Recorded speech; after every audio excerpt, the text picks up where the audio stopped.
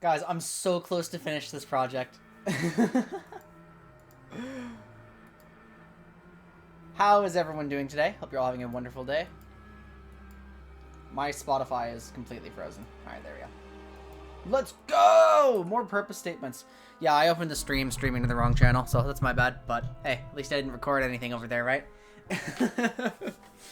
You're packing for your trip? Cool! That's exciting. That is very exciting. Sucks for a practice schedule, but it is what it is. Okay, just trying to get comfortable here. So, yeah, if any of you have been following just my bullshit, I've been writing purpose statements for every champion of the game, so I can at least understand, even if they're bad, what they're supposed to be doing. And if they're doing that, I've discovered some cool things about champions that I don't play or think about very much. The problem is that I've now gotten to the point where I'm just looking at champions that nobody plays in pro. Like, I spent basically all day yesterday off stream writing some of these statements. I didn't really want to be on broadcast. I was just watching LCS semifinals the whole time and just kind of screwing around. Didn't have a lot of energy, so that's why I didn't stream. But, like, guys, I'm at the point where I got Katarina's statement, and I separated just how bad Katarina is from what she's technically supposed to do. Which is kind of impressive. Driving 7 hours with an infant. Fun. Awesome. We love to hear it. So guys, I have 4 champions left. I've written 155 purpose statements. And once those are done, it's going to be so easy for me to figure out like how to build champions, how to set their runes, how to like draft for them, how to figure out how strong they are, right? Oh, it's gonna feel good. It's gonna feel so good. And I'm at the... I did Warwick yesterday. And that champion has recorded games on the esports wiki from patch... like 8 something. It's from season 8. Within the last 50 games, there are still season 8 games. How ridiculous is that? Alright, so just wild guess. If anybody was in my watch party, like the EG versus C9 call and heard me say this, don't answer. But what champions do you think I still have left? I have 4 champions left. What do you guys think I have to do still?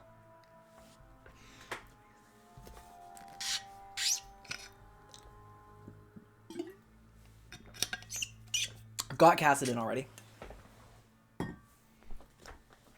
Fizz is not a bad guess. Gasman is a good guess.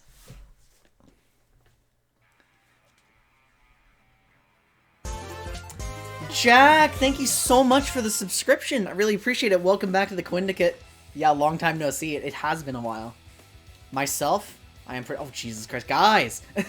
Guys, chill. Wiz, welcome back to the Quindicate. I appreciate you saying hi. Thank you so much for the sub. Okay, so the 4 champs I have left to analyze for purpose statements. You guys actually started a hype train. I don't believe it. Yeah, no, I've actually done Quinn already. I did Quinn yesterday. So Quinn was one of the last ones I had. I had a list of like 30 champions left, and I cranked out most of them yesterday, which is kind of insane. A lot of them were assassins. But... So the 4 champions I have left to analyze are Singed. So Gasman was a great guess. It's Singed, Heimerdinger, Garen, and Aurelion Sol. Those are the 4 champions I still have to go over. So those are the 4 champions we're going to be going over today. I can't believe there's a hype train. Do you guys remember when you got me to like a level 5 hype train when I was playing the Simpsons Hit and Run? That was funny. I don't know why you guys did that.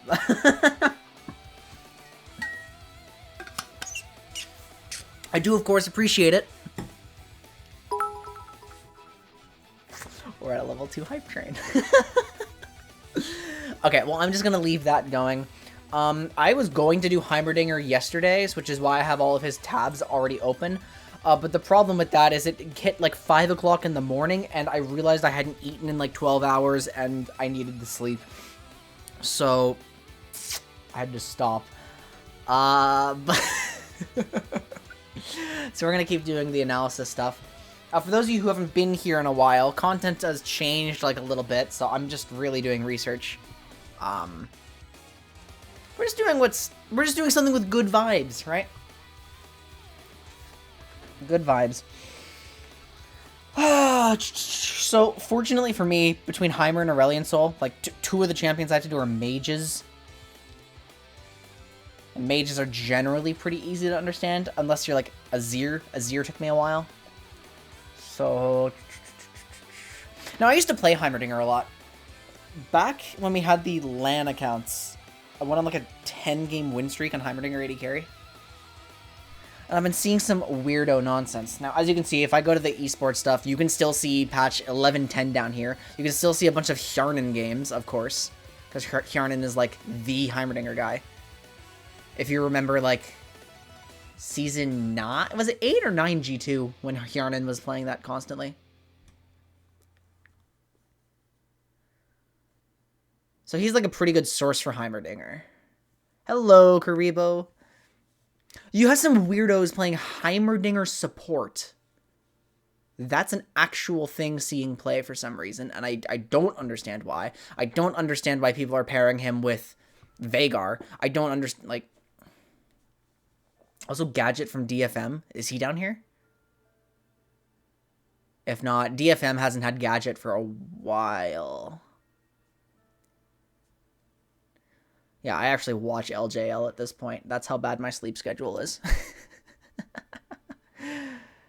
I am seeing like a little bit of Heimer Senna, but again, this is all Season 11. Heimerdinger has had 6 games of professional play in Season 12.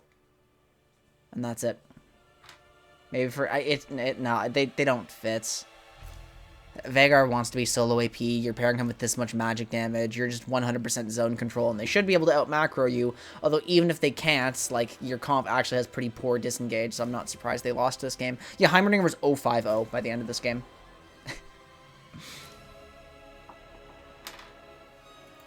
I should actually refresh this.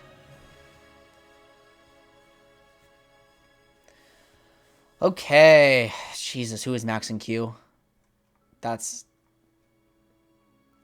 pretty ridiculous. And the top lane is his most played role right now, and support is more played than AD carry.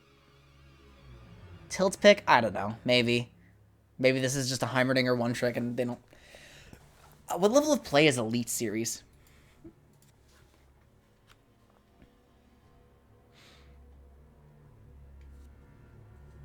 It's a Belgian league. Belgian league and Dutch league. And this was picked by KV. Okay, so that's the last place team. With a 7% win rate.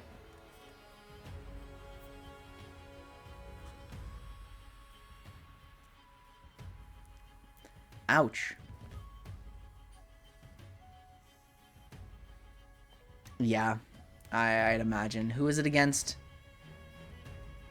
Versus one of the best teams in the league, yeah.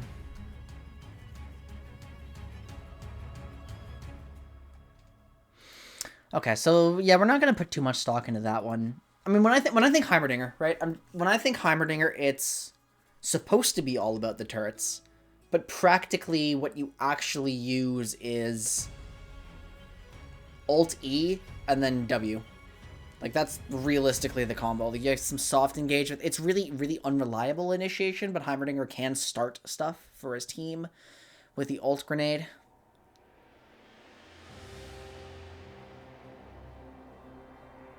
And everything has turret interactions. Like, he's supposed to be the zone control turret champion. So, I mean, if we just start taking notes, right? First thing that comes to mind when you think Heimerdinger is turrets. This passive is, like, virtually nothing. This passive is when you're next to a turret, you have stuff going for you. Yeah, thank you for not extending that hype train, by the way. The hype train finally ended, and I really do appreciate it. Hype train complete at level 2. Not bad. Not bad. You guys are silly. Alt W is typically really, really bad. Total minion magic damage, 2 to 5 rocket. Oh my god. Yeah, look at that. Big roll. What is the radius of the passive? 300? You have to be within 300 range of a turret?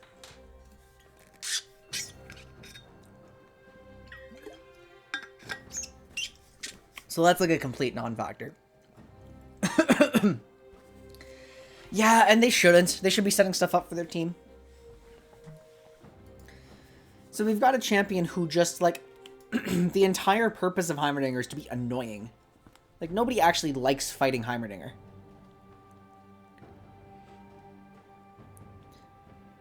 And look, see, everything that has to, like, commit... I don't know why Lux is losing to Heimerdinger, but that's a 400 game sample size.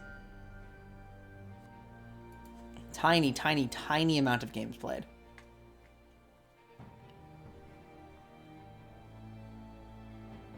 And how does Heimerdinger, like, actually survive a gank?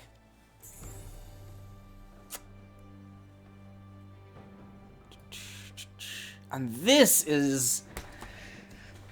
this has to be dumb, right? This has to be nonsense, but the fact that it's seeing play, probably just from Heimerdinger mains, is very interesting to me. Yeah, and so like, I'd imagine the reason he doesn't see play is because there's a lot of defensive mages who are just better at that than he is. Like, I think Anivia, I think Veigar, I think new Swain. Like, as soon as Swain's patch drops, he's going to be way better at defensive play like this. I've made jokes about some champions just being Mage Alawi, but, like, Heimerdinger kind of actually is Mage Alawi, come to think of it.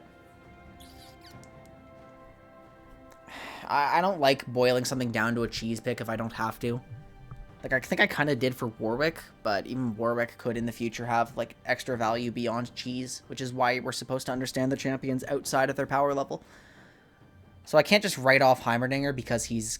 I mean, it's hard for me to even assess Heimerdinger's power level. Like, obviously, in solo queue 80 carry, he's just a mage pick that people make work. Like, mages in solo queue typically have just ridiculous win rates in bot lane. Like, if I go here, sort by pure win rates. Okay, this is a Senna lane. Veigar, Heimerdinger, Swain, Karthus, Seraphine. It's all mages. See? Like, the turret range is too low to reliably use his vision. Like, I can only place it at my feet. I can't really get this over a wall. It's not going to be... Like it's shorter than wards. So...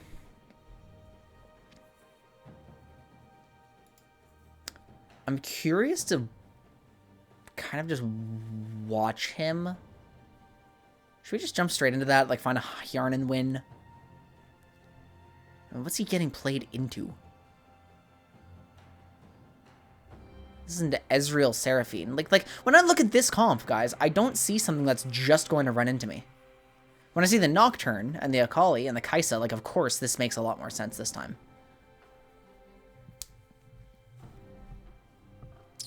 Oh, that actually still is an interaction, isn't it? Oh, it's like old Malzahar support from Season 7. I missed that, by the way. I was silver when that was in the game. I wish I was a better player and could still play it.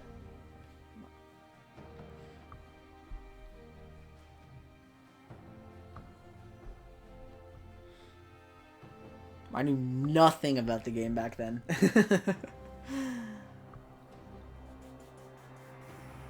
So he actually does have summon blocks. They are instant, aren't they? There's not a lot of instant summons in the game anymore. Instant summon block. So does that mean he's effective? Actually, I want to boot up into a game for this one. Here I should be.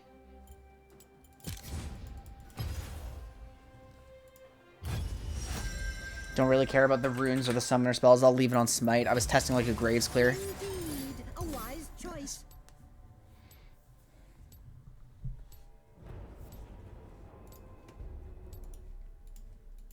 Okay. Let's actually check the turret speed. Hello, Alex. Pretty well. Same cast time as Shaco Box, but Shaco Box actually takes time to deploy, right? Or I guess we can use Shaco to block stuff. guess we can. So it's like, yeah.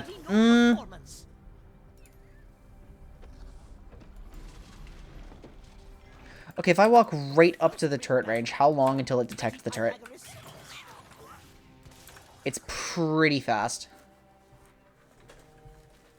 I have to lean so far forward. My keyboard is at like the back of my desk to make room for my notebook.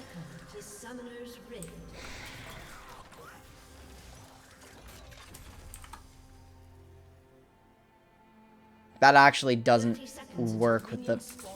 That's so annoying, man. It doesn't work with auto-refresh cooldowns. Because, yeah, there is no cooldown.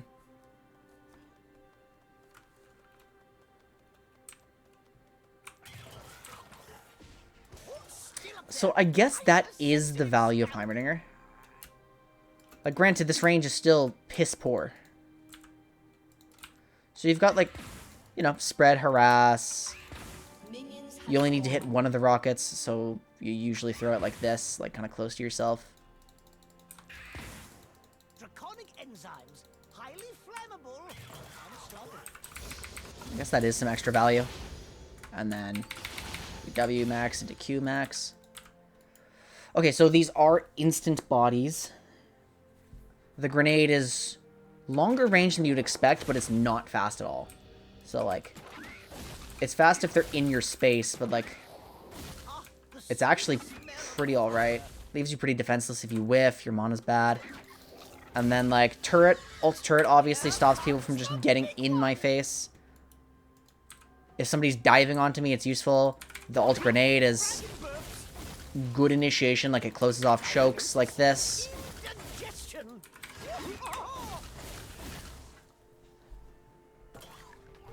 So clearly Heimerdinger has like some more weird value outside of just some zone control, which I guess is why we're seeing him into picks like this. Like, if I go back here, picked in Nautilus. I mean, I don't get it this game. Picked into Aatrox.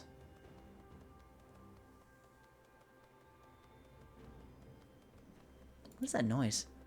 Oh, he's juggling.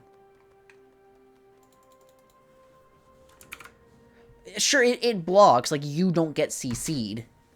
I don't think it's that generous at all. It still achieves the purpose of not allowing someone to get hooked. So my initial thoughts when I came into this is just Heimerdinger. Heimerdinger's like controlling space, and the way to interact with that is to just poke out his zone control, which is weird. But at the same time, he can use it to just block critical skill shots. Like, he actually can deny plays. So I'd imagine that since these count as pets, I'd imagine that you just dump this, and then Ari Charm misses. As long as you have a reserve. These things are so funny. Look at them go. They're so cute. I don't care about the slow. I care about the block potential. They slow?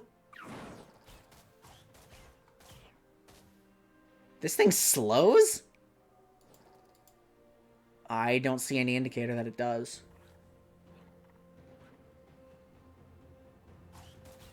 Maybe it's in the pets. Apex turrets. It does slow. You have to go all the way down here to find it slow.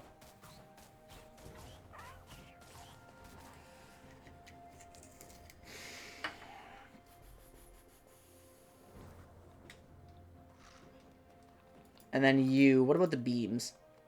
The beam attack is just, obviously, more piercing damage. Your beam attack is the same thing, but significantly more damage.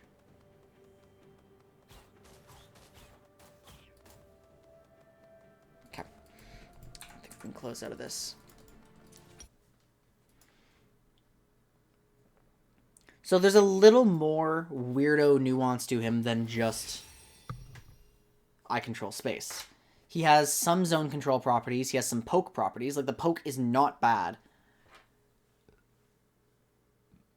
So what... And He has the ability to block critical skill shots. Okay, so we have Rocket Poke.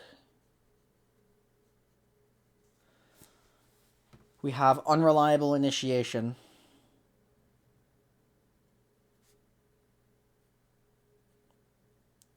The immediate vibe that I'm getting is that Heimerdinger doesn't specialize in anything well enough to be picked over other champions. Yes, it is. I remember using that one a lot when I was a more regular Heimerdinger player back in the day. God damn it, do I actually want to play support Heimerdinger now? It sounds so stupid. It sounds so dumb. But I guess, like, it beats Nautilus. It's favored into Blitz. You just poke out Lulu. Karma just immediately deletes your turrets. I can't imagine Senna's too happy, but like obviously some of these poke champions are even, right? This is just using data. Like I can't draw any full conclusions just from looking at one data point. Oh, is that why it's seeing play? When did the video come out? Did it come out within the last month? Because that would explain it.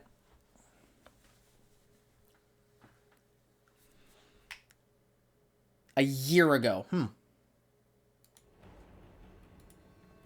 It's a little bit surprising. So yeah, what's the deal with him? I'm zone control. Like I punish people. Like all of us have. I know Heimerdinger doesn't show up, but I'm pretty sure all of us have had unexperience where we just run at Heimerdinger and then get stunned and blown up in the middle of his turrets, and then we're like, oh wait a minute, I can't just do that. I can't just run forward and telegraph my movement. But like if Heimerdinger doesn't stun you and we have multiple people, we can just still run at him, right? And he doesn't actually stop us very effectively. He doesn't stop us the same way Rise or Anivia or Swain would. I'm thinking, obviously, newer Swain. I'm so excited for the Swain update, actually. I do think it'll make him a worse support, but it's really exciting for... Well, it'll make him a worse AD carry, at least. Like a worse bot laner. But it is exciting for mid lane Swain. Support's probably... Yeah, support's going to still be playable. Getting so sidetracked.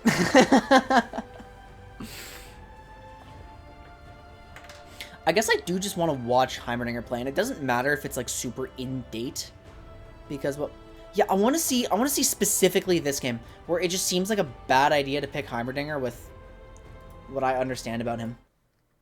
So I want to see how and why this works. Mehr Verantwortung übernimmt und ob das in diesem Draft auch tun wird, das werden wir jetzt Okay, when does he sehen. get Auf der anderen picked? Seite bei Wave Esports. Gamer Legion Hjarnan. Heimerdinger is picked early. Like, all they see is Seraphine set, and they're like, yes, send it on Heimerdinger Yumi. Now learns ults at level 1. That would actually be super interesting for him, if he became like a Karma champion. I wonder how broken that would be. Ganz random Frage. Disabled Volibear ult Heimerdinger turrets? Weiß nicht, disabled. No, Volibear ult does not disable Heimer turrets. That question transcended language barriers. Okay. We're gonna turn down the volume a little bit. We're gonna speed it up. I'm probably gonna... I actually don't... No, for once I don't want to skip the lane phase.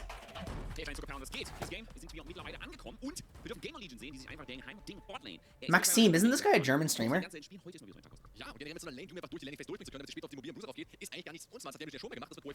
I do think it would be really strong. Like, I'm not even thinking empowered Q. I'm thinking empowered E at level 1. Like, how gross is that? It's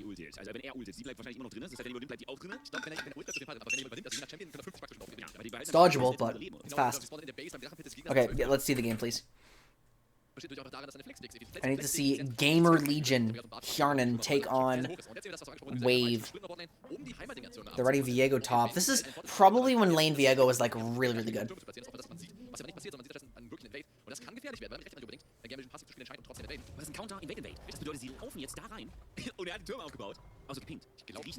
So Hjarnan immediately dumps 2 turrets into the bush here. Oh, god damn it. Like, how is this favorable to Seraphine, though? How is this even... Like, I'm just thinking about how I expect this lane to play out. And how does Heimerdinger not instantly lose his turrets? And if he does, which he should, does he care? Does he not care? Does he actually just play off of rockets in this lane? Does he just use his turret? Okay, put me back to bot lane. I want to see how things are playing out. No, they're actually shoving. Seraphine is shield level 1, though. Yeah, specialists are weird. The ones that I actually play and have experience with, like the good ones, are pretty easy to figure out because you see them all the time. But then, like, with a champion like Heimerdinger, who shows up, like, once every 150, 200 games or something like that, like, it's not intuitive. I think it looks like a terrible Heimerdinger angle because they B2'd him. This is Kieran's like, yeah, I'm good at Heimerdinger. Pick me Heimer. I'm gonna pick this triple AD, like, no CC topside, so let me supplement with some unreliable CC and magic damage down here. So we're just watching the Heimer wave. It looks like he's, like, I can't... Yeah, he is maintaining consistent pressure here. He's really harassing. Pure zone control champions don't do that.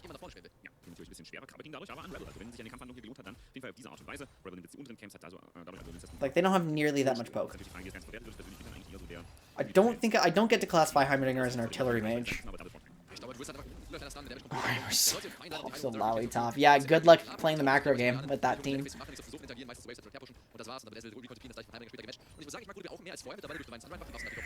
Wait a minute, that's actually... That's really long ranged, actually. That outranges Caitlyn Q.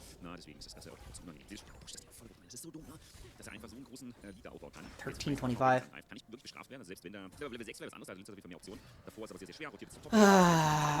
What was the meta like in this patch? This is leading up to I know I was like really in tune with the 11-15 meta. Oh, come on, guys. What's going on here?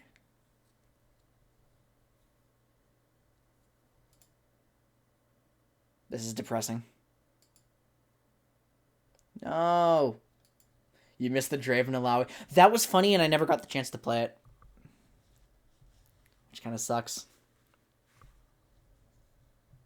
Oh, okay, hold on. But what are we trying to come up with? Like just a good team comp, or something that, like... Because honestly, that sounds like... I mean, that has way too much magic damage in it, that comp. Like, you could counterpick that pretty easily. Veigar's unhappy to have that much CC and magic damage on this team. Like, just the Veigar Jhin alone is, like, almost a concern. But then you add Xerath Nidalee on top of that, and Veigar's not doing any damage anymore. Okay, guys, what is going on with YouTube here?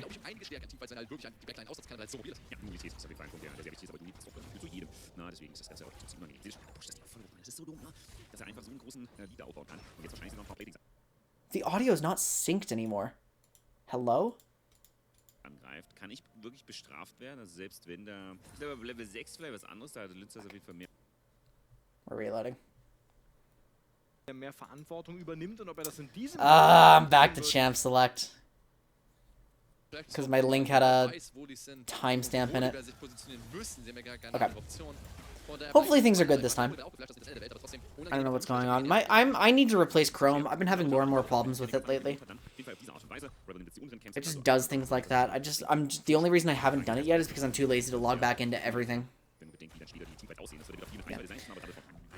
So the issue with trying to make a bait and punish comp, guys, is that you can't force it ever. You have to take it because the opponent has drafted too much dive. Otherwise, if you end up with like Alawi, Veigar, like all of that together, they just don't interact with you. They'll just move around the map, and then you can't actually do anything to them because you don't have initiation, you don't have pick tools, you don't have your own macro tools. Like, running an actual bait and punish comp is a response to like too much dive or maybe you could do it into like a certain wombo comps. Maybe.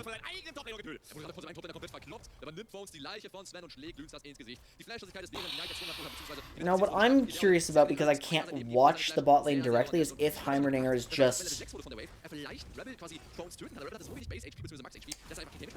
if this is legal, right? Like, is the Ezreal Seraphine lane just grossly misplaying? Like, Seraphine shouldn't just concede the wave if she has Q start, or she has W start. Which isn't something we can reliably expect. I don't know if this is, like, broken Moonstaff? Like that version of the game? And this is just very straightforward, like Heimerdinger with the Yuumi. He's given a slow, it sets up his E. Volibear's over. It's a flash E, actually. He misses, excuse me, he misses the E, but it's good damage. Yeah, well, obviously. I mean, so did Heimerdinger. I'm talking about in general in the lane phase, like... Like, he can't... That's just a pick. Yeah, look where he's approaching this from. Pink ward, like... This isn't allowed. Oh, this is Prime League, actually. Very, very early in my coaching career, I got the opportunity to talk to a coach from Prime League who helped me set up some foundations.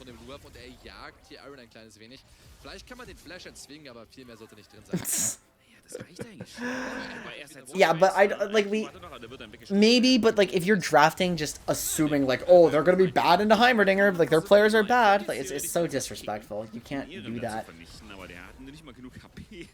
Just to clarify for everybody here, the point of what we're doing is understanding the purpose of Heimerdinger. Like, what is the point of him? Why would I want Heimerdinger on my team? Like, even just completely ignoring his power level, what does Heimerdinger bring to the table? And so he's like almost a zone control champion, but with way more harass potential. I'm borderline calling him an artillery mage here. I'm about to call him that.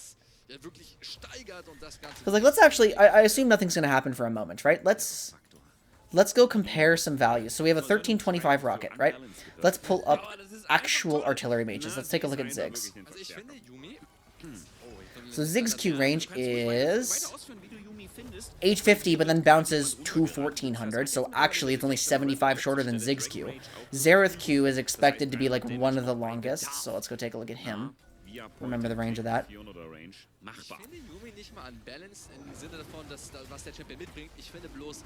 1450, so yeah, it's like actually not that much longer than Heimerdinger rockets. The best comparison is probably Zoe Q. Nothing's happened here, yeah, just making sure. The ads are getting so invasive. And it is 800 to 800. So technically, like, back and forward is 1600, and then longer extended by Zoe's 500-something portal range. So, like, realistically, this is... Realistically, it's about a Heimer rocket.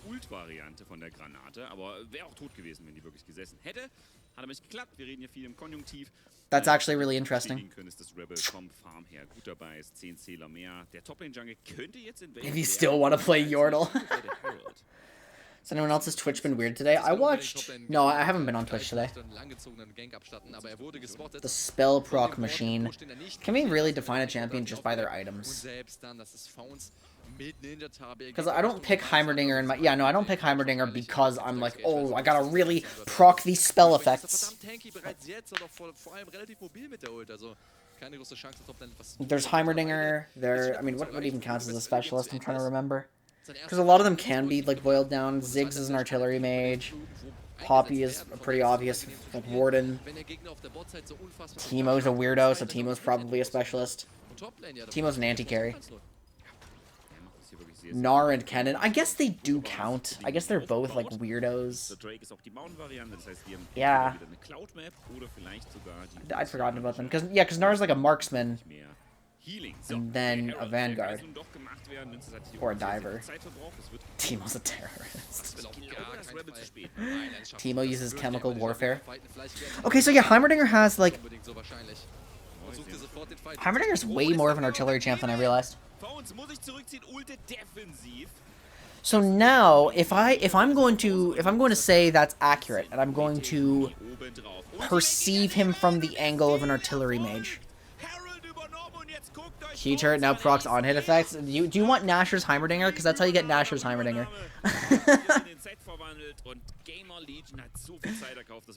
Would you not define Brand by his passive's ability to increase spell effects? No, I would define Brand by his ability to shred through AoE, like clumped up teams, on a low budget. I don't give a shit what Brand builds because the items, like literally tomorrow, randomly, like what if Riot just randomly changes the entire item system? Then the champions underneath are still unchanged and we still need to know what they do. So I don't look at Brand as a Leandry's Magnet, I look at Brand as like an AoE team fighter. Anti-tank, low econ. It's a lot more accurate labels than just like Rylai's applier, you know? Dass man auf die CC sofort das Ganze stapelt und folgendes. Vor uns hat er die Plate Boots, ne? Er hat nicht die Merksen am Start. Das daneben gegen Katastrophe. Danach war es schon over. Ja, genau, die Roots kommen durch und dann kommen die Resets vor allem durch. So one trick isn't actually like a class definition, but Rumble, I mean, I consider Rumble a melee battle mage. Which would technically make him a specialist, like there's nothing like that in the game. Nice. We're looking at Heimer. I'm getting distracted. We need to look at Heimerdinger a bit more. Heimerdinger is really perma-pushed. Like if we look outside of this and just at the corner of the map here, underneath the icon, he's still at turret. Ezreal's obviously farming very safely here. Seraphine hasn't been super happy. They're threatening a dive, but the Volibear should stop them. Heimerdinger gets the wave in pretty quickly. Zone control and mental warfare. Yes, specialist is just the label they give to anybody who doesn't neatly fit into like a defined class. They're like their own thing. Most of the specialists, you can argue, are just weird mages. Like, frankly, Jace is a specialist, but Jace is a physical damage artillery mage. Gangplank is a specialist, but Gangplank is actually just a control mage. Just a physical one. Like... Azir is a mage, just what kind of mage? I don't know, he's a specialist. And then you get like the Fiddlesticks, same thing. I guess the like one of the few specialists who have like literally no mage elements is Gnar.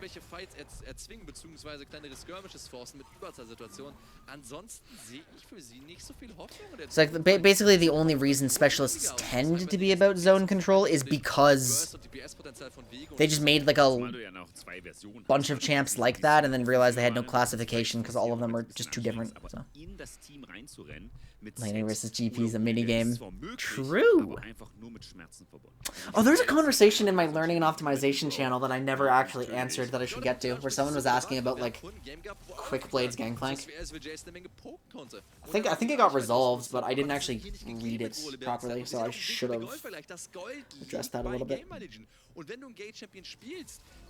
Is Heimerdinger a neutralizer? If I actually try to make a play onto Heimerdinger, am I going to struggle? Like obviously, if I'm a dive, like if I'm literally worst case Samira Nautilus into Heimerdinger, then I can't do anything. But if I'm like best case and Heimerdinger's the mid laner, and I'm some ranged setup mage like Syndra. Syndra's best case. So actually, no, Syndra's so wildly in the best case that I probably can't make a real statement on that. But like if I'm Rise. Yeah, if I'm Rise and I want my jungler to come to my lane, does laning against Heimerdinger like heavily inhibit that?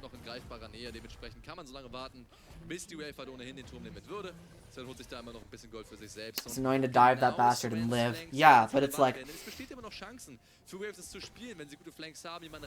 I guess I guess it is slightly challenging to poke him out.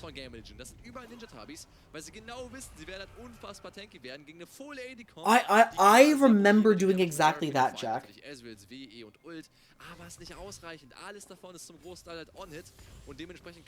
I remember doing exactly that. But I didn't know if it was because I was bad, right?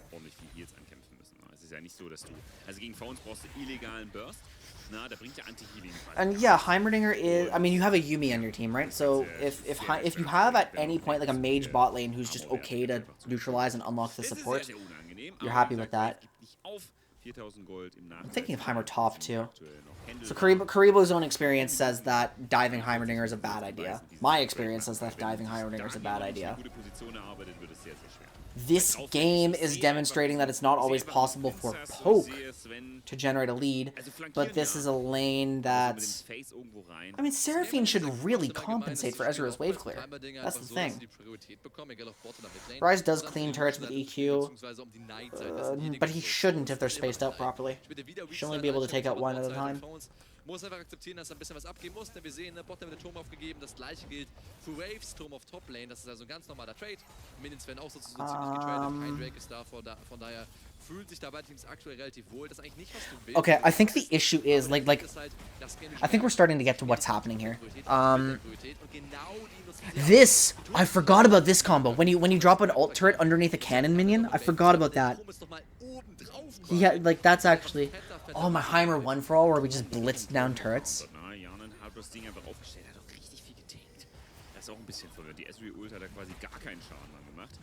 Unangenehm an der Stelle. Und das sind mit dem Turm vielleicht sogar noch der obere. Hier zieht man sich aber zurück. So this means Heimerdinger should have like objective DPS.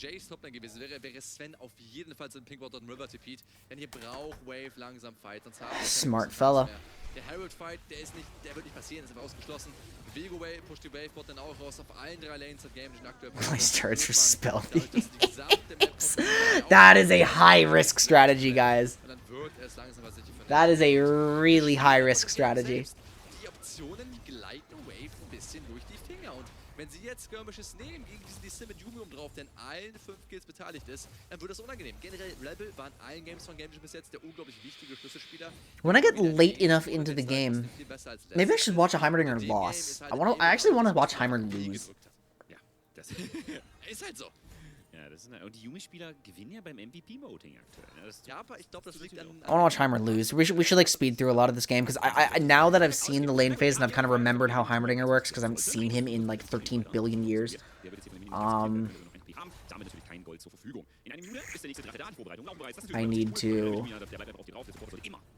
need to see how he performs later.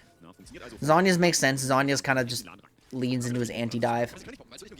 I mean, as if anybody's really going to want to move forward here. Volibear has to. I guess Wave just kind of have like a dissonant team comp. It's like a weird poke foundation with no disengage.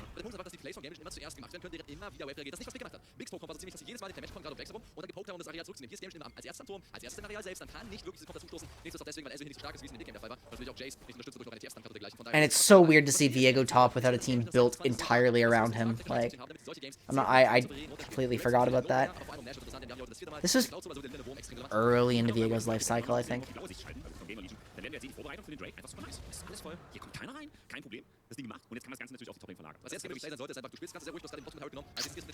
Heimerdinger is just running from turret to turret, like from objective to objective. He's not contributing to this. He can't get in. He's going to stun here. Yeah, see, even that combo, that is Heimerdinger's burst combo. It didn't do too much to sets. It's kind of underwhelming.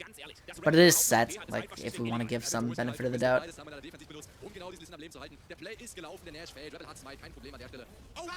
Oh my god. Heimerdinger is useless in this situation. There we go. As soon as somebody gets locked up long enough, like, it takes a while. Seraphine has to get fully locked down, and now Heimerdinger, like, harasses. But Heimerdinger is useless there in that chase.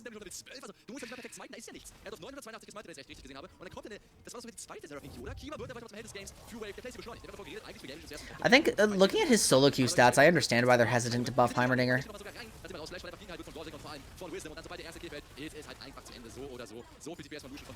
Doppelkill. Ui, da kommt der Schmetterling.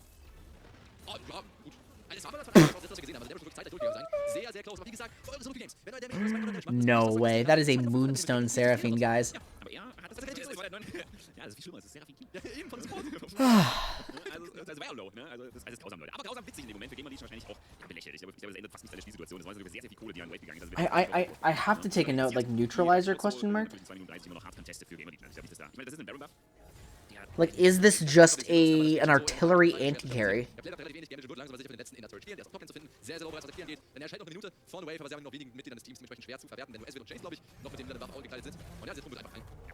Funny small man? Yeah, you pick him because you want some comedy on your team.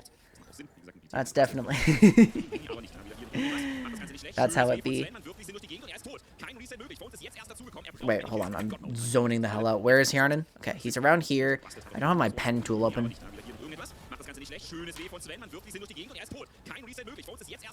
He can't move forward super effectively. He's just behind his team harassing with rockets. And that helps. Placing a turret to cover himself. He just had to flash out.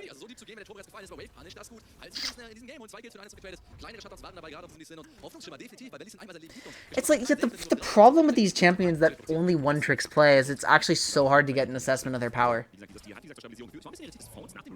Because, like, Riven is a good champion who has pick windows, but you would never pick Riven unless you had an actual former Riven one-trick on your team. That also limits him. The turret charges, you're right. And then he just becomes kind of like a weirdo half-poke champion. Like, Ziggs would be putting out more DPS, Xerath would be putting out more burst.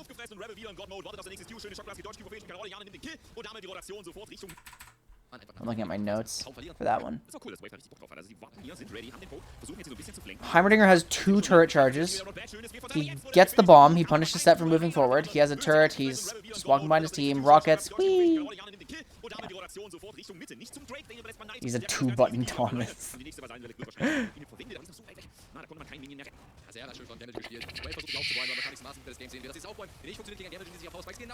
His turret cooldowns... Okay, what's the recharge rate? Recharge 20 seconds. Is that static? No, it's not static, but it's not good. So this should be affected by A haste if it's not listed as static. But I'm still not a fan of that. Like, that could cause quite a lot of problems.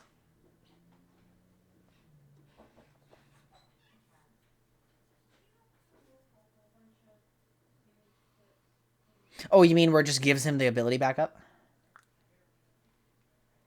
Yeah, no, you do need it up. I mean, the turret should always be available because I don't think the turret actually costs a charge.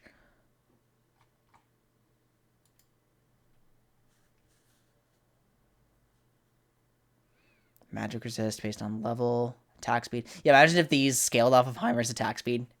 He got Nash's synergies.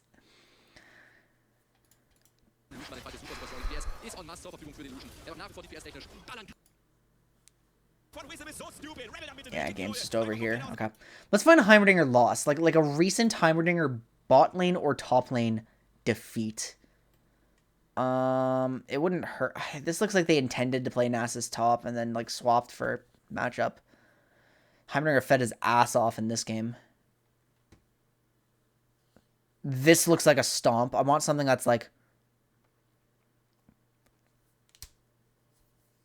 reasonably competitive. Jhin. Yeah, let's actually see this one. This is a patch 12-1 game. It's unlisted too. Okay, so Heimerdinger is picked, again, pretty early in the draft. Matchup is seen. There's very little flex potential here. Like, he's theoretically also a top lane flex, but... Wait, they just picked him seeing Syndra in the game. Like, he's not laning against Syndra, but... I feel like that interaction is just so En gaan ze daar uit de damning. jungle wandelen. Een ward van Flip. Die wordt uitgepinkt. Gaat ervoor zorgen dat ze weten waar dat Middo zijn jungle debuut. In zijn Elite Series debuut. Now, actually, hold on. Is this just the Heimerdinger team? No, Bondo and Bardo are not the same person. Dan dat we dachten dat hij zou staan. Gaat maken. Vergeet Middo is een middenlaner van KV Mechelen. En ondertussen naar... I love European regional leagues because they just always have picks like this. It just makes it so easy when you're doing research.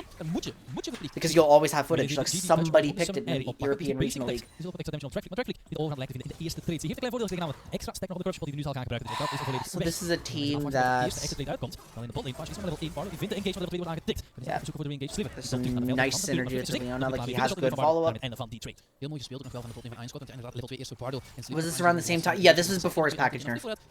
This is 12-1. So people definitely had caught on to Corki by now. Yeah, they're obviously running a tempo comp. I'm not a blind Renekton fan. In my opinion, if you're picking Renekton, it's because you have a jungler who really needs a ton of resources, and you've counterpicked him into like a heavily mobile champion. I don't like Renekton as a blind pick, even though he does, yes, he exerts pressure on the top laner. Like, just having a strong early game isn't enough to reliably generate a lead in a lot of cases.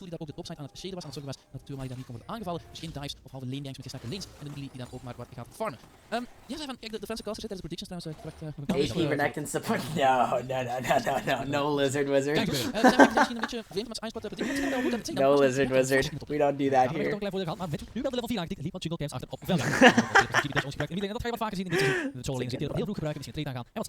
So this is Heimerdinger predictably not having shove. You picked him into Jhin, and it appears that the artillery hasn't mattered here. I expect he's probably dumping all his rockets into the minion wave in a situation like this. Heerlijk wel dat hij Dragflick uit die jungle-positie geschoten naar de midlane, maar dan rijst de vraag toch wel een beetje, hoe goed is Dragflick nog na zo lang op break te zijn geweest als hij maar zijn flash moet gebruiken? Want dat was de eerste visit van Velia naar die toplane. I wish I could see him a bit more directly. Heimerdinger can't participate here. No AD carry could participate here. Mijn vraag was dus, is Dragflick nog op niveau? Een niveau dat de Elite Series toch wel vereist. Ondertussen heeft hij wat last op een Corki, dat is meestal stap 1. Completely he's leaving, TP back. He doesn't have to TP back actually, but he will. Oh, he's TPing for Dragon Contest because they still technically have the prio. So, did I write? Yeah, I did write the objective DPS here. So I don't know. He's coming off a champion who, like, he's coming off as a champion who just kind of benefits from just niche interactions with other champions. Like the turret blocks, the way he can kind of poke.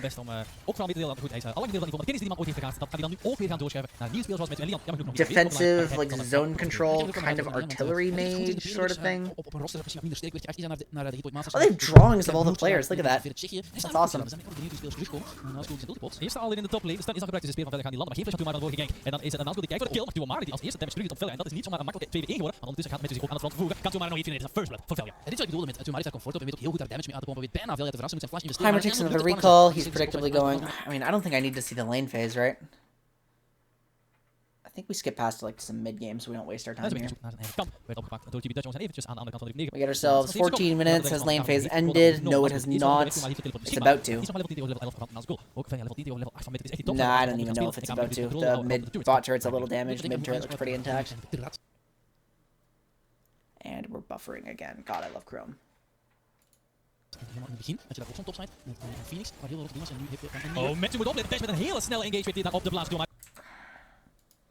How does Heimer contribute, and does his team actually win here?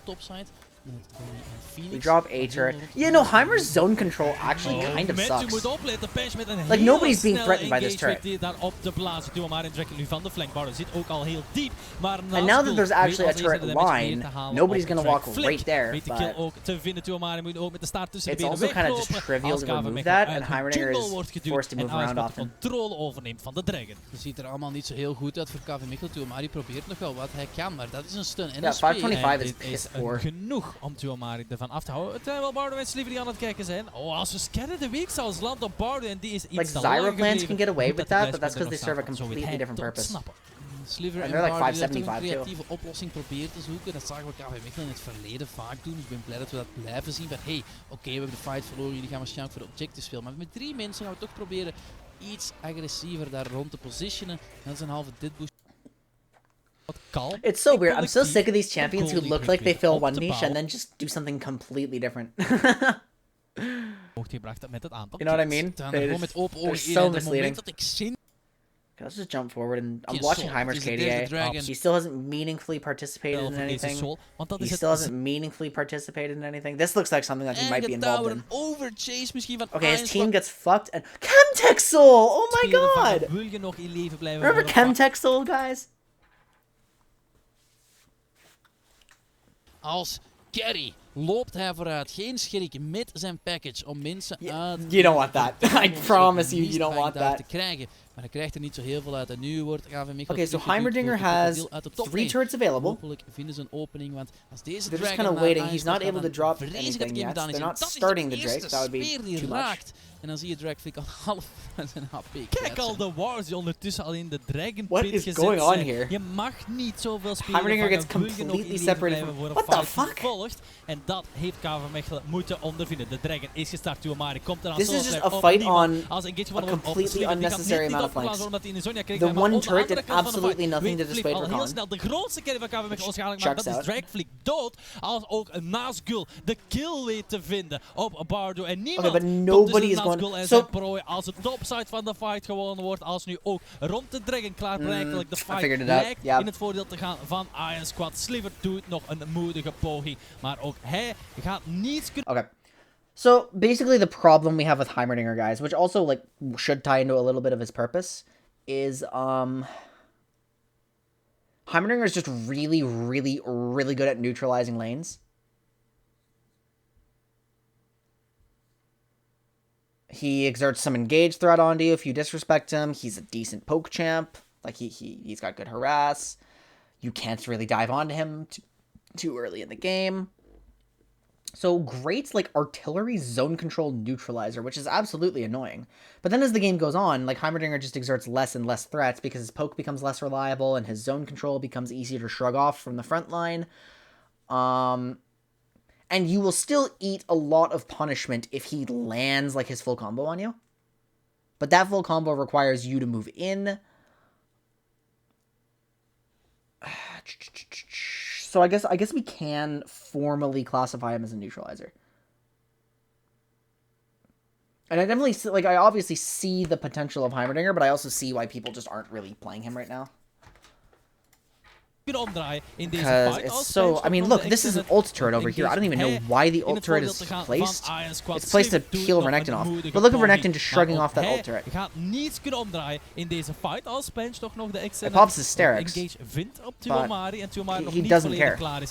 Maar goed, ik kan je vertellen, dat is het einde van KV Mechelen. En No dat gaat zo individual worden voor turret Iron is Squad. enough to Iron actually Squad die daar een fantastische cause a fight weet te problem. vinden. Ze zijn You have to nog een do, like, klein Heimerdinger beetje bezig needs met de consistent laatste setup. punten te zetten, maar KV You can't Mechelen, poke out dit the is het turrets. KV Mechelen dat we This kennen. is too loud. Ze vinden 2 kills onder hun eigen tower. Een He has overchase demonic misschien embrace. van Iron. En dat daar een creatie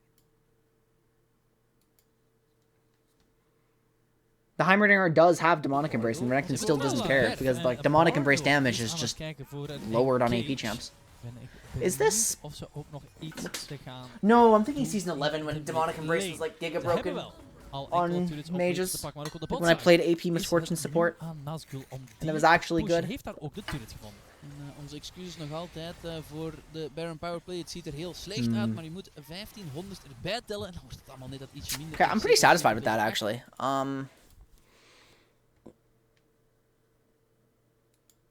He really controls, like, small skirmishes.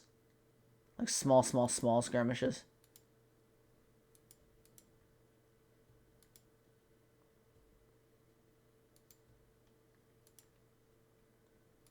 But it's, yeah, weird artillery neutralizer.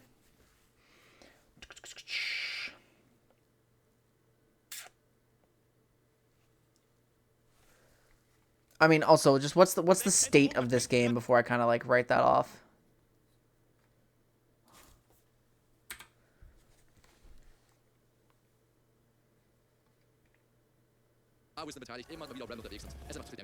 Okay, I need this gone. Where is it? Game state is... Oh, wait, this is a different... This is a different game, guys. Achterstand. Nu je vroeg That's the first one. I'm like, why does Heimerdinger have Divine Sunderer? Wait, that's Ezreal. I mean, like, it looks like they've just conceded full control of the Drakes. Jhin just outpushed. Heimerdinger completely failed to neutralize Jhin, and now he's, like, really useful. He got his advantages early anyway.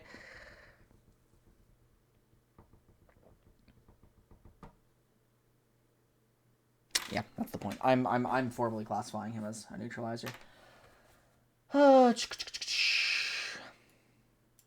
Okay, where is he? Where's his page? Oh my god, I'll just move this over. Where is the Heimerdinger page? I lost it. I can't spell. And I guess I had support now, question mark, which is weird. But I will investigate it. I'll give it the time of day. I'll at least, like, move my keyboard closer to myself. What do we want to do? Oh my god, my... Madge. Let's turn our music back on, now that we're not watching any gameplay. Based. Okay. So the Heimerdinger purpose, I'm gonna give him a neutralizer tag.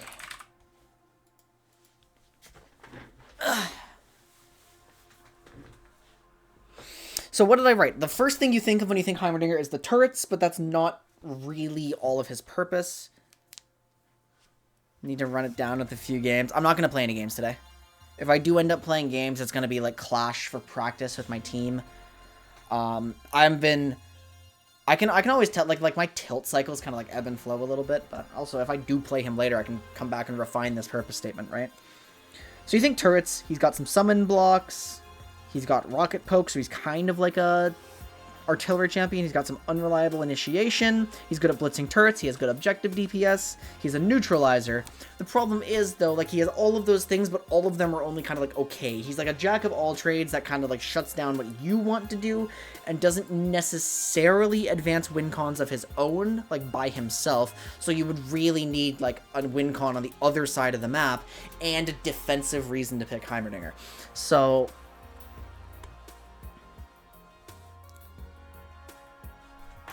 Heimer is I'm actually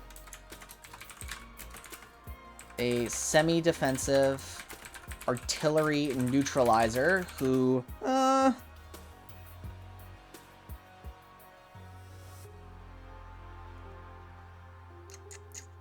do I want to, like, phrase this exactly? This is always the part that I struggle with and why I don't always do my purpose statements on stream, because I just get hung up on the wording. Because I need, like, the words I choose have to be very specific for stuff like this.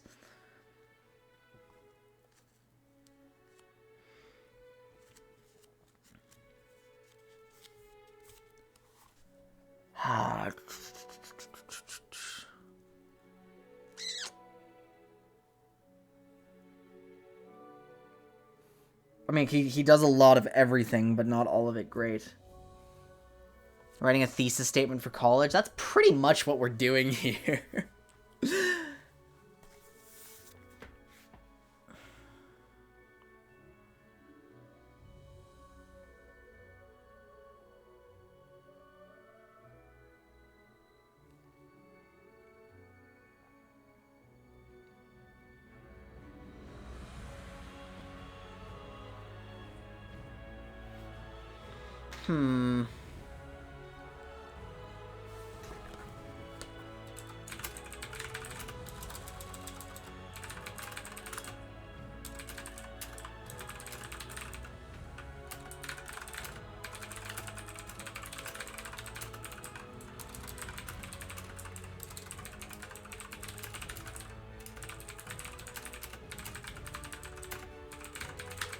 I mean, it's not like a super satisfying statement, but like it really does come off as Heimerdinger just, the point of him is to kind of push the tempo, and it's weird to have a defensive champion like that. That is so awkward.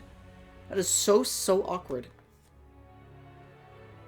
Heimerdinger himself isn't a win con. I think I'm really confident in saying that. Like he's bad in team fights. I'm The only thing he meaningfully contributes into a team fight is like, yeah, he'll get his rocket poke off, which is good. It's useful. But he has to stand so far behind his team to do that. Like, he is probably the shittiest artillery mage, but he's also one of the more oppressive ones, really.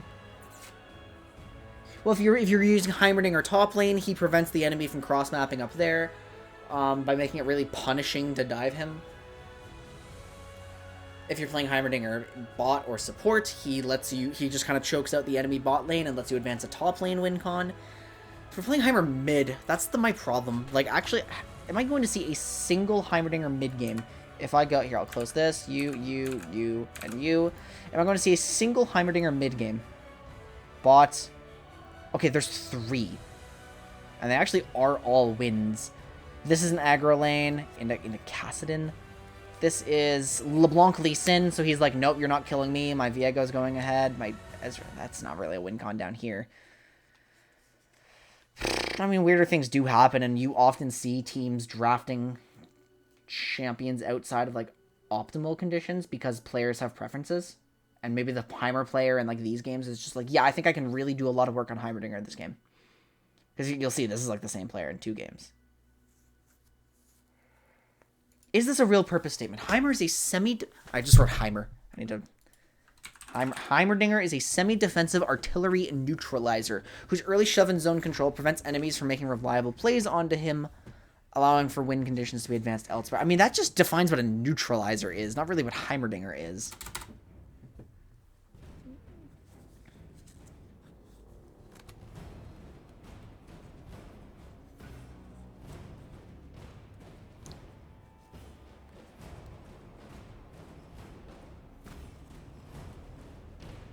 I think I need to take a note on how he's, like, reliant on that early potential. No, I mean, I have good descriptions for, like, all the other specialists. Some of them are actually really short, too. Like, the only reason I'm having a problem here is just because I'm very unfamiliar with Heimerdinger. And, like, obviously, none of my players in competitive history have ever been Heimerdinger players. So I haven't drafted him for them, and I haven't had to learn what he does. Like when you get down to a lot of... Like, Azir was hard, because he's just... he has a really specific power curve, and he's really different. But, like, you know, what's the deal with Fiddlesticks, right? If Fiddlesticks is a specialist, Fiddlesticks does his own thing, but what are you supposed to do on Fiddlesticks? You're supposed to just... slowly gain control, and then use that control to immediately choke out playmaking.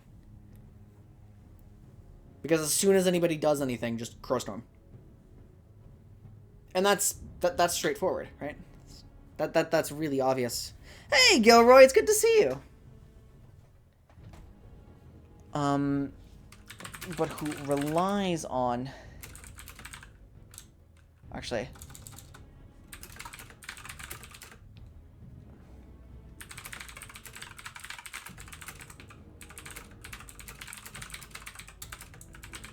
That's it. That's how we describe Heimerdinger. Heimerdinger does rely on the tempo advantages his allies will gain from his safety. That's what it is. So if you pick Heimerdinger, it's because you are in a... Oh, what the fuck? Heimer's an aggro neutralizer. You actually want to pick him in, like, aggro comps. I wonder if he's like a top lane for Dragon aggro. But that doesn't, like, set you up much. I mean, he can. That's weird. This is a weird champion. I'm actually excited now that I've kind of, like, figured that out. Yeah, there's the light bulb. Because now it's like... I mean, that also completely explains, like, he's a weirdo specialist who you have to invest specific practice time into, who isn't his own win con, who doesn't scale as well as, like, other mages, because when you actually end up in a full team fight, excuse me, he loses a lot of value. And then it's like, well, what would I need the poke for, right? What would I need this is, like, shitty zone control for? That doesn't really work. Yeah, that's weird as hell. That's weird. But that means there is a niche for him. And that's what I was trying to figure out. Perfect. Okay. We cross Heimerdinger off the list. That is purpose statement number 156. There are 3 more to go. 3 champions in my list without purpose statements. Alright, who do you guys want to do next? Do you guys want to do Asol? Do you guys want to do Garen? Or do you guys want to do Singed? Who's next? Yeah, I've been through all of them.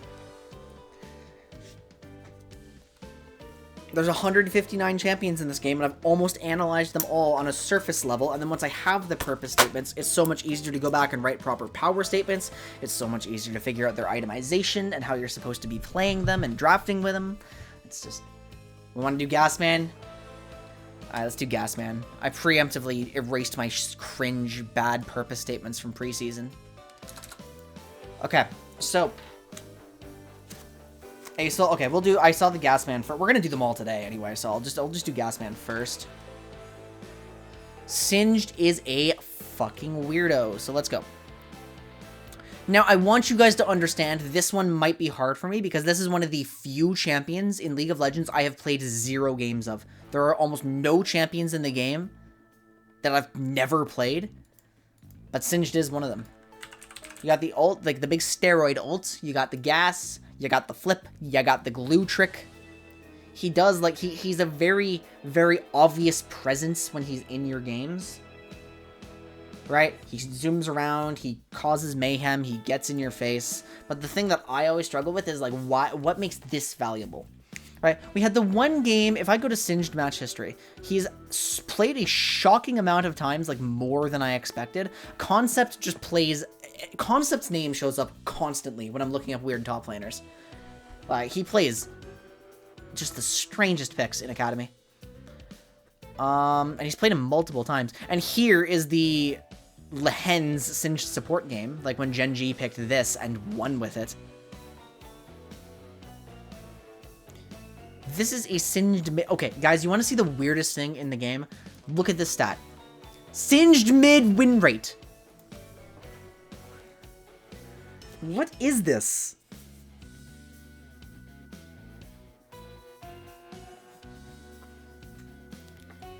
Like, huh?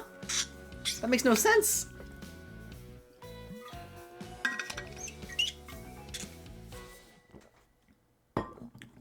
I know how, like, what is that? Why has it been like that? So, I don't know, that comes off as a solo queue thing. Sure, the roams, but how is he getting out of lane in the first place? Is this, like, just... How is he unlocking his roam? Is he literally sacking waves and just relying on solo queue cheese and it's working? Or... And then there's, like, virtually no Singed support play for good reason. But... Well, I initially can't agree. Like he'd have to be in a match... This must be a counter pick. Because he would have to be in a matchup where, like... Someone doesn't perma-shove him, or someone doesn't abuse him for being melee. Insta wins against Yasuo Yone. That checks out.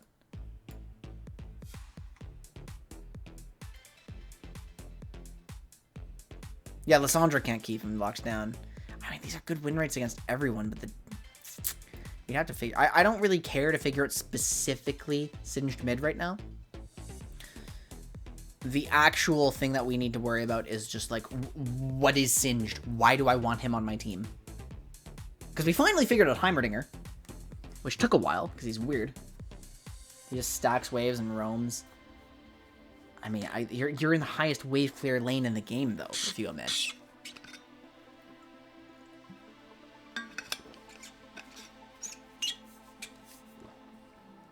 Okay, so what makes Singed unique? Singed is one of the very few champions with grounding in the game. So that's actually a unique CC that makes him appealing. Proxy farming is not something that Singed players do as much anymore. Especially in coordinated play. Like, proxy farming is not common these days. And I do see Singed... Wow, that's so awful. I do see Singed players, like, contributing to fights meaningfully. Like, I look at this guy, and this guy's not a pure side laner. He doesn't just split push, but he's durable. He wants to waste your time. It looks like a lot of builds right now are actually... I mean, this makes perfect sense. but Singed players have some weird tech. They're really AP heavy at the moment. Rylai's is pretty clearly a core item. The biggest persistent AoE dot in the game. That is true. That is true. I should just take note. AoE damage over time, but to actually profit from that, you have to be in the middle of everyone. Is he highest wave clear? I mean, it's... What's his base regen? He's got to be a 125, right? 125. Yeah, he has attack range. Oh, wait, he gets some from Insanity Potion, doesn't he? Like a good amount. Total regen is... Oh, that's worse than I thought.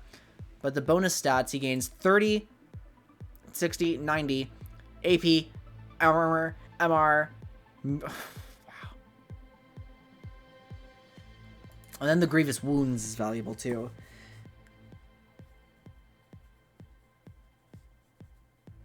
So Singed comes off as, like, just...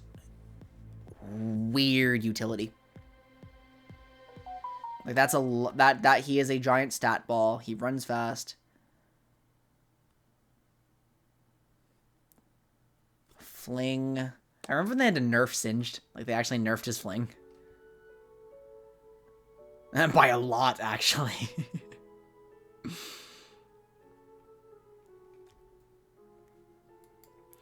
So we have the glue trick. Grounding is big. This is like a 500 unit diameter effect. A little longer than that.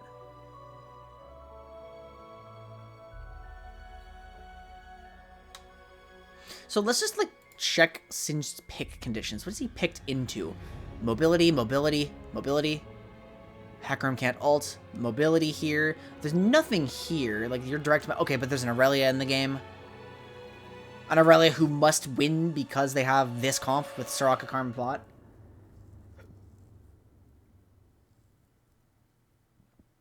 Grounding Victor. Well, all of this is technically professional play too, right? Licorice lost on it. But it was picked into...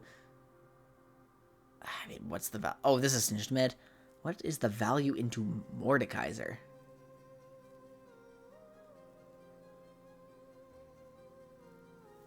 I mean, basically every one of these champions, when you see Singed, it's useful to just tell them to fuck off. Gragas, I guess. Lee, just get him out of there, but he's not going to kick before you. Fling, right? Is Fling instant?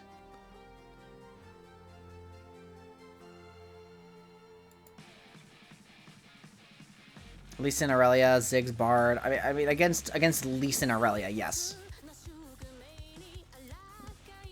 Battle Queens 2020. Okay, so Lee Sin could still get his kick off by then. Okay, I'm seeing a lot of like tank matchups. I'm seeing he's winning games in a lot of tank matchups, so I wonder if it's just about... Oh yeah, that's right. Singed is a garbage laner.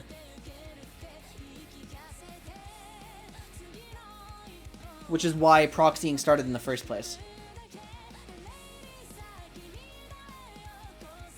Because he's a garbage laner with excellent wave clear. I mean, I'm kind of equating him a bit to Udyr, but I don't think Singed is nearly as defensive as Udyr. Yeah, apparently Battle Queens is an anime.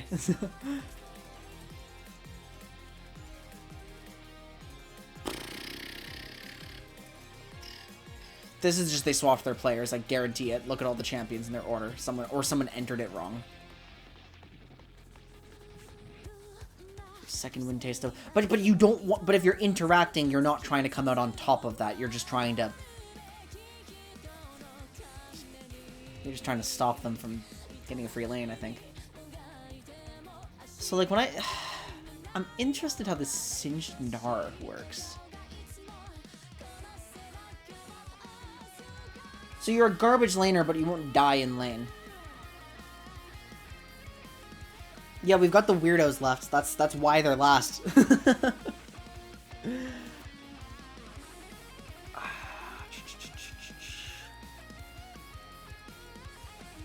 I had Renekton still in my last 30 to write a purpose statement on. Urgot gave me trouble for a very long time. I was trying to figure out Urgot for months, but it wasn't like a dedicated focus thing. I just had to sit down and work on him eventually.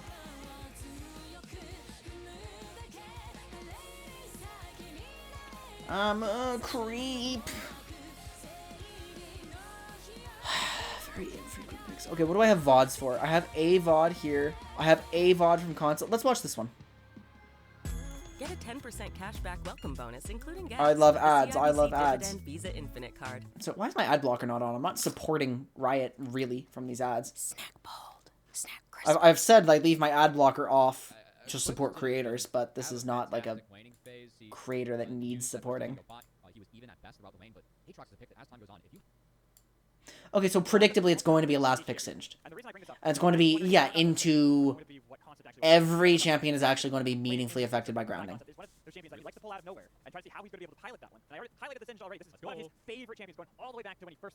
like the Singe this game because you can try and use that ground to stop the Azir. I think that's going to be the big game plan here for Immortals and get the free lane into the Gragas. Now, I will say that for Eclipse, I love blue side Gragas. So if Singed demands attention, he's immediately like a bit of a disruptor. Alright? Gragas, Lee Sin, Azir, they can move someone over 1,000 units if they really want to. And that's something that Immortals going to have to be really careful with navigating when you have this. And I'd imagine if you just run straight at someone trying to kill them, you aren't happy with that. Unless you're a ball of stats with Insanity Potion.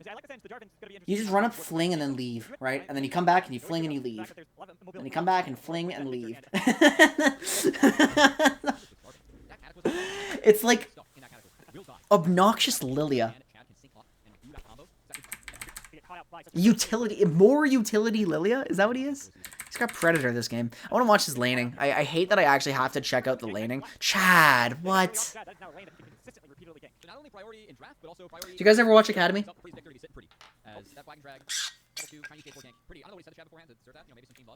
I'm an absolute advocate for watching like minor leagues and lower level play because if you're not a top level player, just understanding basic concepts from play that is closer to your level like doesn't hurt, I think.